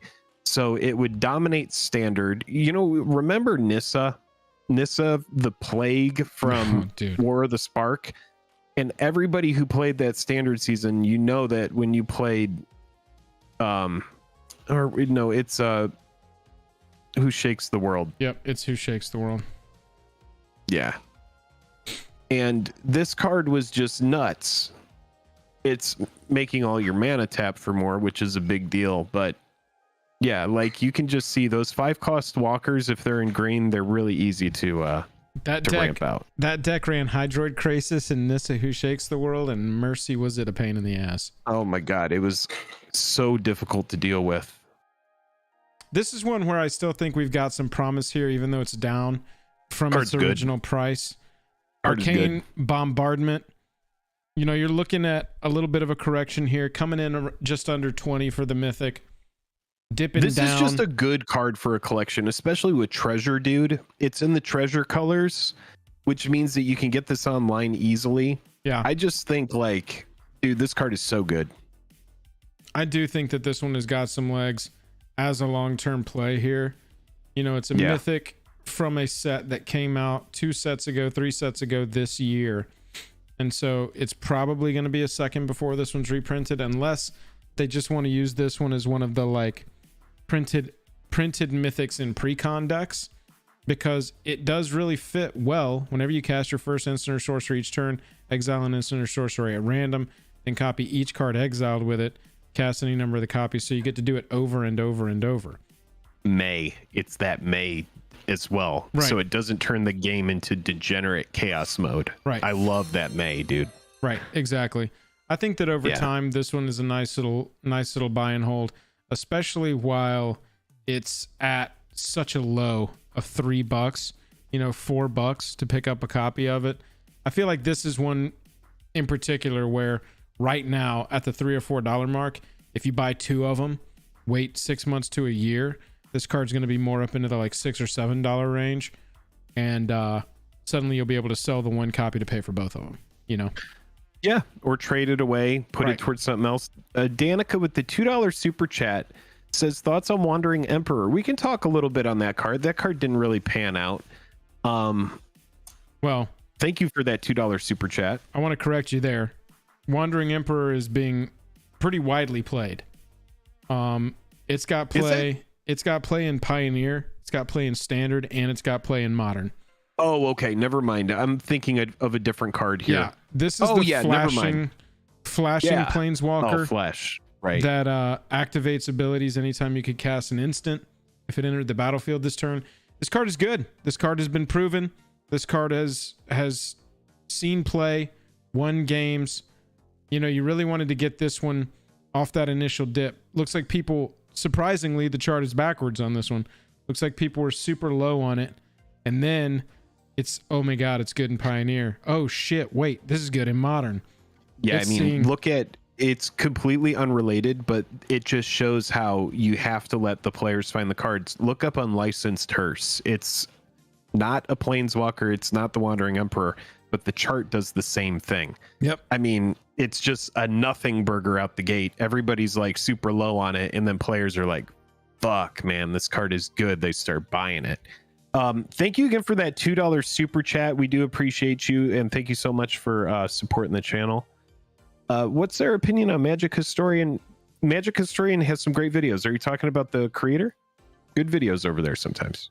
So to wrap this one up, you know, honestly, don't get trapped in the FOMO. We're looking at cards that... Wait, we got to look at one more. Oh, okay. Ren and 7. I'll wrap this up. Ren and... Sorry. Sorry. Oh, well, Ren and 7's from last year. Let me go pull that one up. Was Ren and 7 last year? Yes, sir. That was Midnight Hunt. Oh, never mind. That's no longer standard. My bad. No, it is. Oh, it is standard. Midnight Hunt's still in standard. Yeah, this is one of those cards that was like, oh God, you know, and this is a perfect example of selling the name, dude. Everybody knew Ren and 6. This is clearly not Ren and 6. It's much more expensive. Right. But this is about hype. And you know, this one was last year compared to 2022, which we were looking at, but Jake's right. The example here is kind of the point of the whole video, which is don't get caught in FOMO. Excuse me. So gosh, kind of sums up the whole point of the segment, which is don't get caught in FOMO, especially for Mythics, especially pre-order prices. But know that, you know, we're not always going to nail it, because like Unlicensed Hearse, which is a rare, but also like Wandering Emperor, which is a mythic, these cards, when they're found by the players and they start going into especially extended formats, Pioneer, Modern. Yeah. I mean, are you kidding me? We got even playable Legacy decks here. Maybe it's like a one of and a sideboard there. Don't know much about Legacy. But don't get caught in that early FOMO, especially if they're just trying to sell a name, like with Ren and 7, Jake. Yeah, I mean, Ren and 7, you got 4 abilities on here. So immediately out the gate, you're like, oh my God, 4 abilities. It's called Ren and 7. So it's like up a level from Ren and 6. This must be like the new hot shit. But if you had bought this early on, I mean, I remember tracking this card in my app because I opened one in my set box from this set. And it quickly dropped in price from like $40 all the way down to like I believe $8. We could probably go on eBay right now and find a copy for around $7 or $8. So just keep that in mind with this kind of stuff.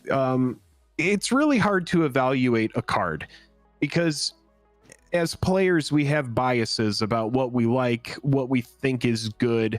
But it really, there's so many different factors that are at play when a new card comes out. Sometimes it's a complete powerhouse. Like for me, when I read Kolaghan's Command way back in the day, or Walking Ballista way back in the day, I remember reading those cards and being like, geez, these are so good. And then, you know, you go on Reddit, you get a little confirmation bias, and then you're like, wow, they are good. But it's still luck. You know, you have to hope that the players find these cards. You have to hope like that they actually take off and they actually are good. But yeah, a lot of the mythics that would have been showcased in these sets, you know, Ren and 7 would have been at the front of like what we saw for that set. Right. You know, Tezzeret, Tameo, those were the main sellers of those sets. They're the first cards that we see, the first images. So they get players salivating over the set, but then you see that later on, it just doesn't really pan out. And they kind of like fart. Yep. But then you have ones, and I'm seeing people in chat mention it.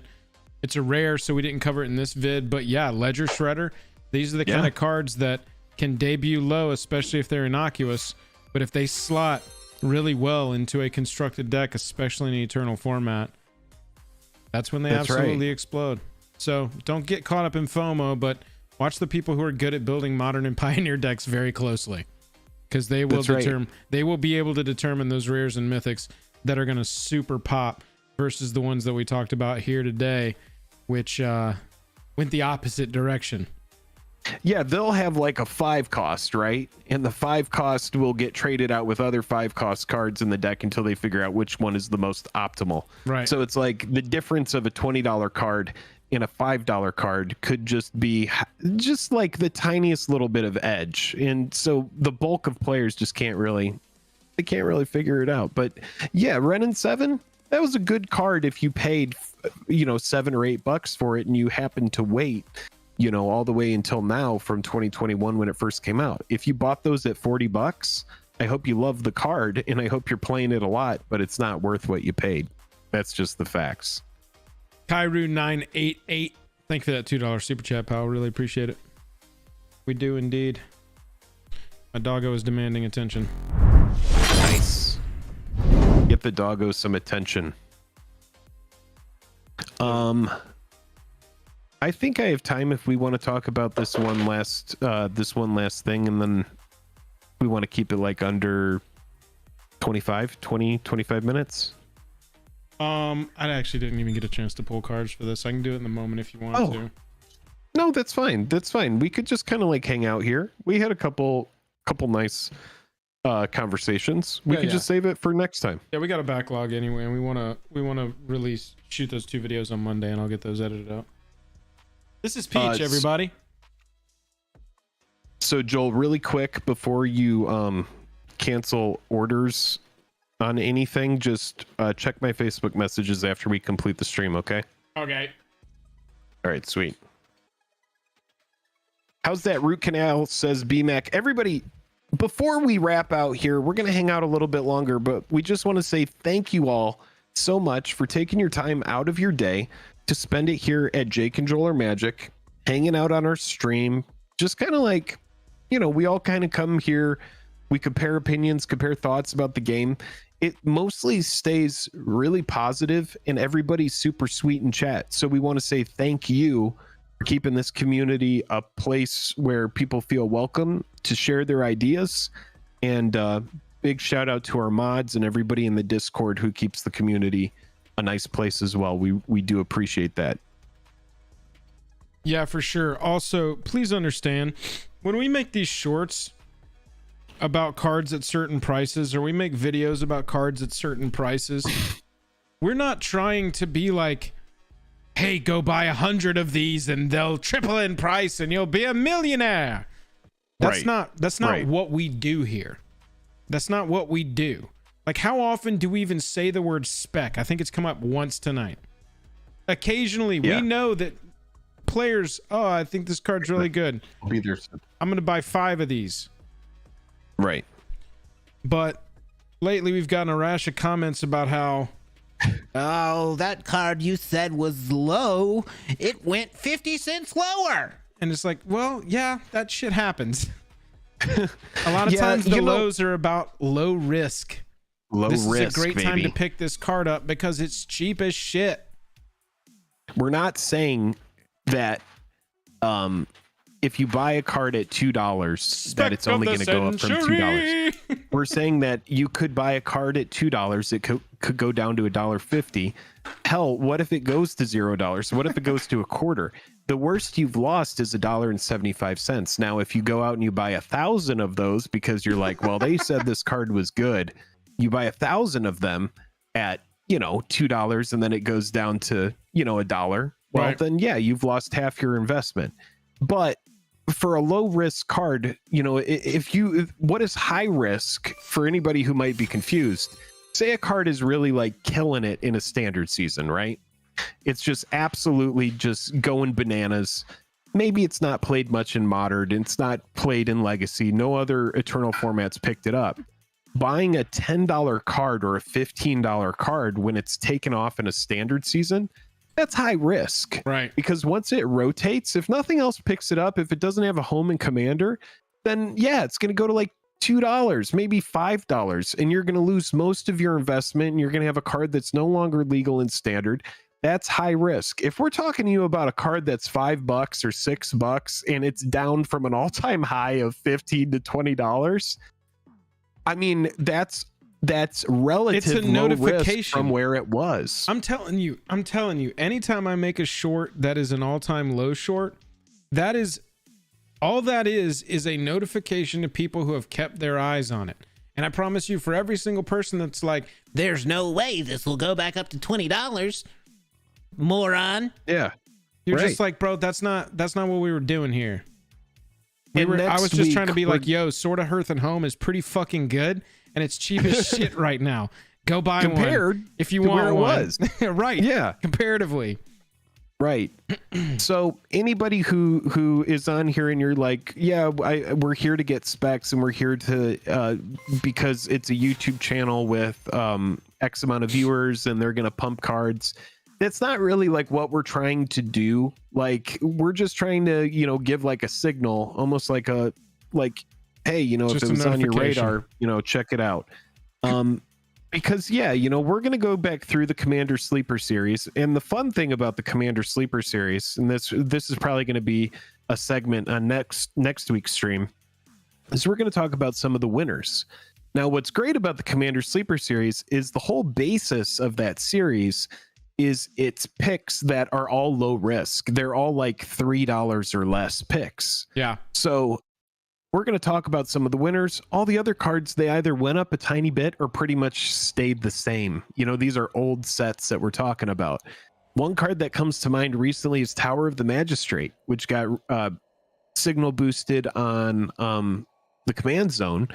And Tower of the Magistrate is a scarce card with a very niche effect. The floor of the card is it floats colorless mana. But other than that, going into a commander game, you never know what you're going to play against. There's sometimes a discussion, but sometimes you're just going in and people are picking decks, and having a card that can protect you from a huge swing from a creature that's decked out in equipment, that just comes in handy. And so when a card is scarce, it goes up in price. Don't apologize. You guys make great content. Thank you, MTG Gaming Bob. We do appreciate you. Yeah, we appreciate that. We're also not sitting here looking for compliments either. I mean, I just want people to be clear on what it is we're trying to do with some of the videos and shorts and streams that we provide, because we're absolutely not. I think you would be shocked with the volume of MTG cards that I actually purchase. I really think you would. I'm doing a self-reveal here, but like, it's not. It's crazy. It's just crazy for people to mention that, you know, we haven't had our cards. The cards that we've signaled haven't exploded. It's just like, what are you talking about? Duh. Right. Ryan says, I thought the point. Ryan says, I thought the point of specking was to lose money. Am I doing it right? Yeah, essentially. Yes. We were talking earlier about, you know, low risk or high risk. History of Benalia. That's a perfect example. That was an enchantment that just kicked all the essence standard. You wanted 4 of them. Right. The card went from 30 down to like $1. It's like nothing. Here, Ancient Runes. That was a card that we brought up before too. What's up, Joel? I'm gonna pull something up. I want to show you. Our resident stats person lately has been Spectre 380. Spectre, I don't know if you're in chat, but I'm gonna save this image now so that I can open it up and go back to Jake here.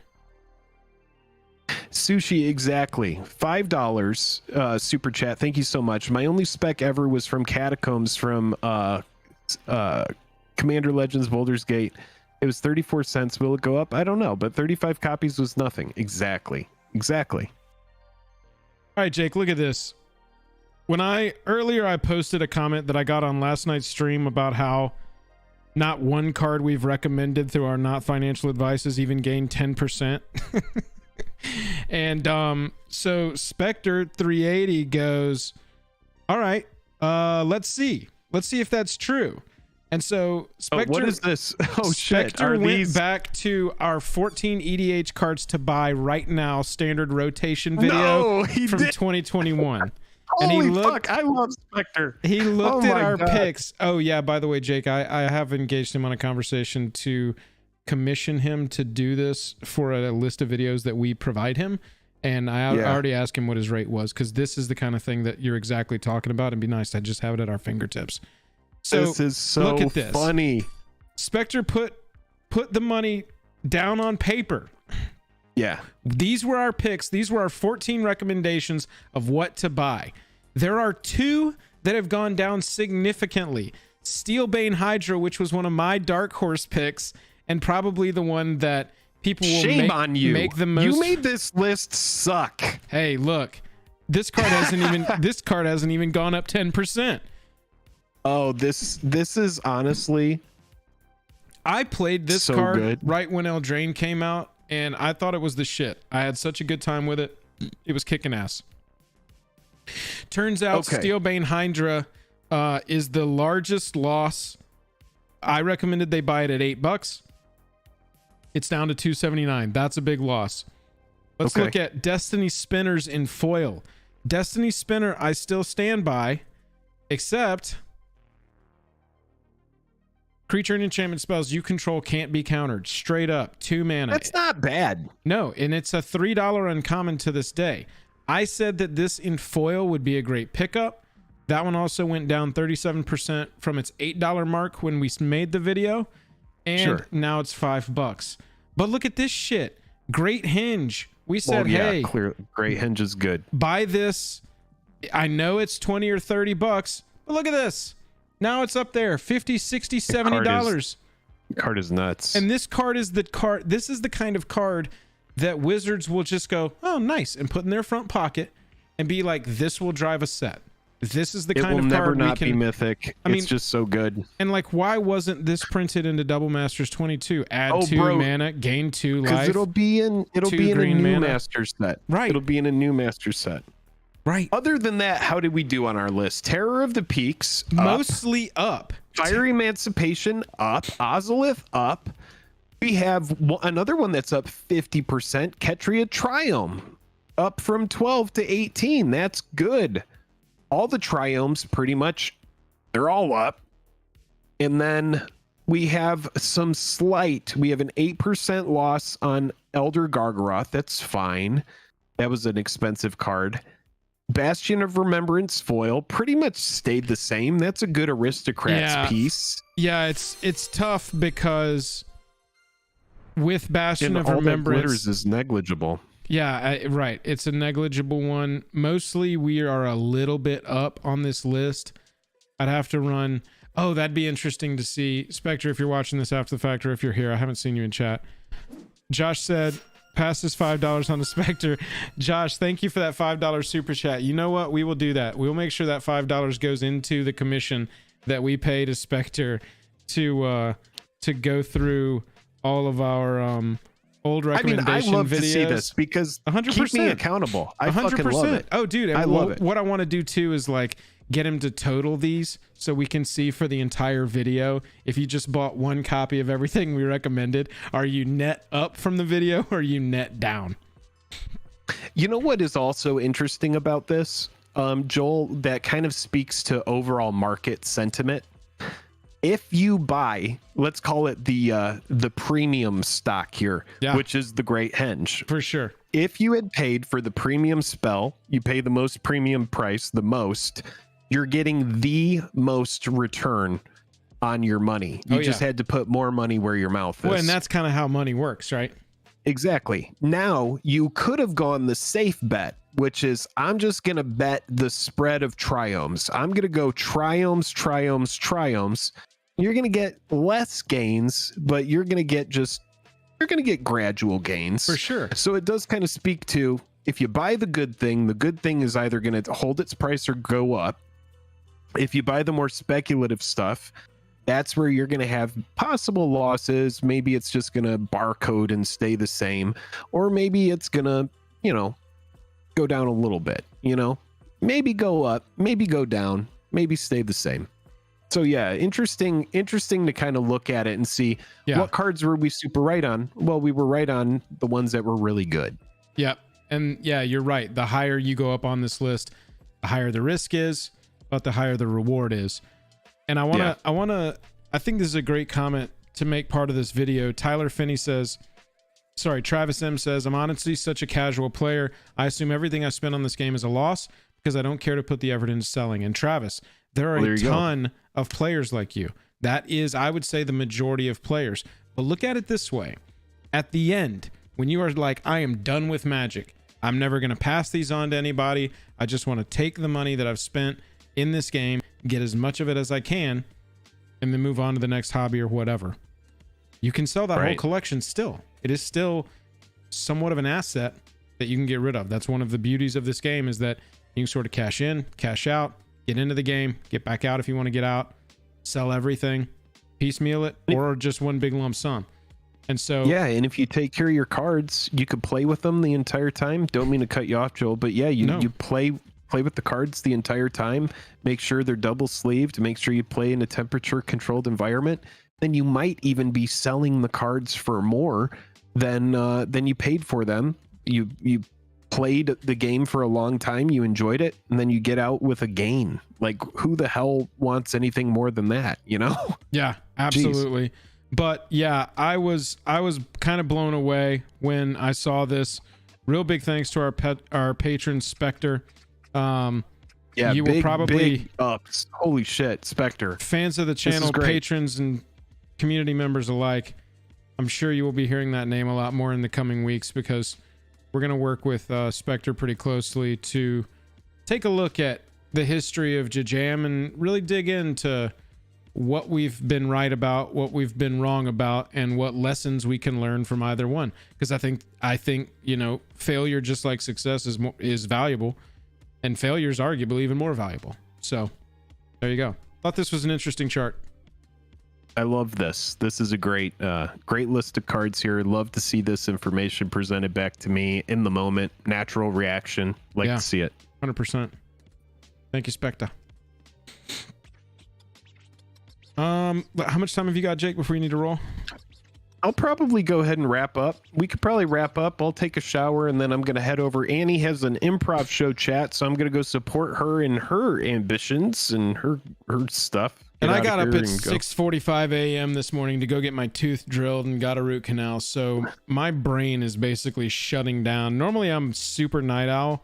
I definitely am a stay up till 2 a.m., 3 a.m. kind of person. But tonight I'm not feeling that way because I did not get to sleep until 10 a.m. this morning. So anyway, everybody, thank you so much for hanging out. That was fun. We had Had some folks stop by. Kairu988, thank you for joining the token creatures, my friend. Yes. We hope you enjoy your flying first strike, trample, haste, vigilance, indestructible, and +1/+1. Make sure you go hop into our Discord if you're not already over there, because you have a badge waiting on you if you link your Discord and your YouTube accounts. Robert Lewis says, what I'm buying is my favorite, bro. Us too. Yeah, we have a big video coming out, massive video. And then we're going to return to a lot of that stuff. What we buy, what you're buying. I know that we just had a what I'm buying come out from Joel just a few days ago, where he talked about some stuff that he had bought. I have a July what I'm buying, a stack of mail that I need to get into as well. A little thing about what I've been doing recently, before we wrap this up, I've been organizing a big collection. My collection is massive. I've been organizing it over like the past couple weeks, where I just pop up my table, I get all my cards out, I get out some play mats, I sort, I watch TV shows, and that's kind of just taken me, that's been my MTG journey, and it's probably going to be for the next couple weeks as I really get everything inventoried. I want to be able to build decks in the moment. I want to know where every single one of my cards is. I want to know what I have. I want to get you in on the Commander League. Kind of been doing. Yeah, I want to get back into the Commander League. I want to be able to build some decks. I want to use these cards. And also, we're thinking about possibly making some changes to the prizes of the Commander League as well. So that could be really fun. Some additions. Yeah, changes, additions, but in like a not taking away but adding kind of thing. Yeah, so I think it could be really fun. Thank you for hanging out. Saw your comment. Travis, we don't play Flesh and Blood. No. It's gonna be huge. MTG right. all the time. Yeah. So yes, what we're buying, what we would buy, great pickups. Don't buy these. These are series that we know y'all love. We definitely love them too. We tried them in this more casual format as a stream cut. Didn't really like it. Don't think y'all really did either. Want to make those highly produced videos. And right now, Editor Joe is working his tookus off trying to get our feature-length film completed and out the door. So y'all should be seeing that video before the end of August. Before the end of July. And then yeah, we will be getting back into a nice little routine with some of our staples series. We've just had to sort of take the summer to do this big project that's been on our minds and on our desks for a long, long time.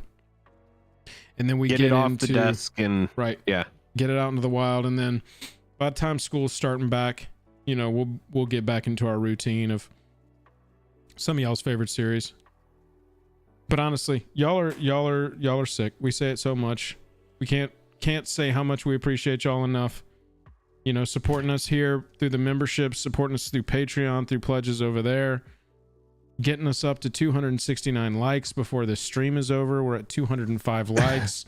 That's what's crazy is that we have more than 200 people watching. This is something that we never really thought would be a thing, where we're like, hey, we could do a stream and people want to come have conversations. We can talk about let chat kind of guide the conversation sometimes, which is something that without the community you can't really do. So without you, we are just two random dudes on the internet. So thank you so much for making this what it is, and for spending your time with us. Hanging out and chatting. Maybe next time we'll try one where we don't plan any segments and we'll let y'all. I know I asked in Discord today, and we knew this was going to be a little bit of a shorter one tonight. Oh god, it's just going to be like an H3 show. The most low effort thing imaginable. Hey, I like hanging out and talking, and we can always swap over and play some MTGO. I asked for suggestions of topics in help us with videos today in our Discord, and holy shit, there is a list a million miles long of possible topics for us to cover. We knew tonight was, like I said, going to be a shorter one just because I got up super early and had dental work done this morning, and Jake had to scoot off, but yeah, this one's still been a fun one. We wanted to make sure and go live because we Interstellar is top 10 movies of all time. I agree. Interstellar is so good. Reviews for Nope are starting to come out. I'm pretty pumped about that one. Is our algorithm going to show up on here? Is it going to show like what we're used to watching? Because all of my 80s music is going to pop up on here, and everybody's going to see that I really like Bonnie Tyler and I mean, I think, you know, like, I think our shared YouTube is very representative of both of us. There's some MTG, there's some Red Letter Media, there's some Dr. Disrespect, there's some MLB. Here's your interstellar orchestral music mix. I like to listen to a lot of these. Like, I love Lo-Fi Girl. I like hanging out on Lo-Fi Girl stream and listening to that. Bad Friends is a podcast I listen to. I really love Corridor Crew. Corridor Crew does these like breakdowns of special effects in movies. Yeah, Jake does love space. Got some Marvel stuff. Space. Got some science stuff. Yeah, it's very representative of us. I don't think there's anything on here that I'm like, oh, I don't want people to know that I watch that. I'm pretty forward. Sometimes you'll find like maybe like a video where I'll go down the rabbit hole and I'll be like, I'll start with like watching, I don't know, like a Denny's fight, and then it ends with somebody who's like, I found this on the dark web. Oh yeah, I mean, there's definite. Well, and occasionally we'll get you know, like we'll go watch somebody in our space or another adjacent space that we don't find tasteful, and we don't really like their stuff, we don't really like their channel, but you know, some video will pop up, people be talking about it, we'll go watch it. And you know how YouTube is, if you watch one video from a channel, suddenly they're like, 15 more, here you are, and you have to deal with that being suggested for a while until you say, nah, I just wanted to see the drama, I don't want to watch this channel anymore, thank you. BMAC, I haven't seen it, but I just made a note about it. Oh, bro, Channel 5. Y'all, do y'all watch Channel 5? Because this is Andrew Callahan's new channel. If you ever saw All Gas, No Breaks. I think collectively, this channel's crazy. I think like if Jake and I had to vote on favorite YouTube channel that's not ours together, I think that we would probably settle on Channel 5. Channel 5 is dope. This channel is fucking nuts, man. It's so good. It's so good. It is so good. It really is. All right. Well, you know what? I think I'm going to get out of here. This has been an amazing stream, everybody. Absolutely. This has been super fun. Make sure to come hang out tomorrow. Straight. Because, you know, tomorrow we do have actual concrete info on Dominaria United. I'm sure that people are interested to find out, what does this side of the box mean? What does that mean? What's in the box? A speculation-free stream tomorrow, outside of speculating on the facts that we get. But we are hopefully going to grab some facts tomorrow, and we'll keep it 55th Street. That's right. That's right. No cap. No. Oh God, don't even try. That is what people are saying, and I'm trying to assimilate and be hip with the youth. Jake, there's nothing about you that is hip. I'm hip with the youth, man. I'm on the TikTok. I've seen the TikTok. All right, homies. I'm gonna go teach Jake what TikTok is now. Yeah. And y'all have a wonderful night. Thank y'all for hanging out tonight. Sorry it's a shorter one. Spoiler. We'll be back. The sound the clock makes. Oh, that's the sound of a clock. You're talking about Stranger Things now, huh? TikTok, baby. I'm just double checking what time this stream is tomorrow because I keep saying it wrong. 2:30 p.m. Pacific. 2:30 p.m. Pacific. So we will be live at 2:30 p.m. Pacific, 5:30. We'll probably go live a little bit before, you know, like 2:15, 5:15 Eastern, and we'll be back tomorrow, y'all. God bless. And come back tomorrow. We'll give away some sleeves tomorrow, courtesy of our sponsor, Dragon Shield. We are sponsored by Dragon Shield.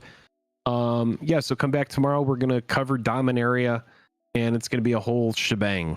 A whole shebang. Join our Discord. I just dropped the link in chat. Love you all. Good night. Bye bye.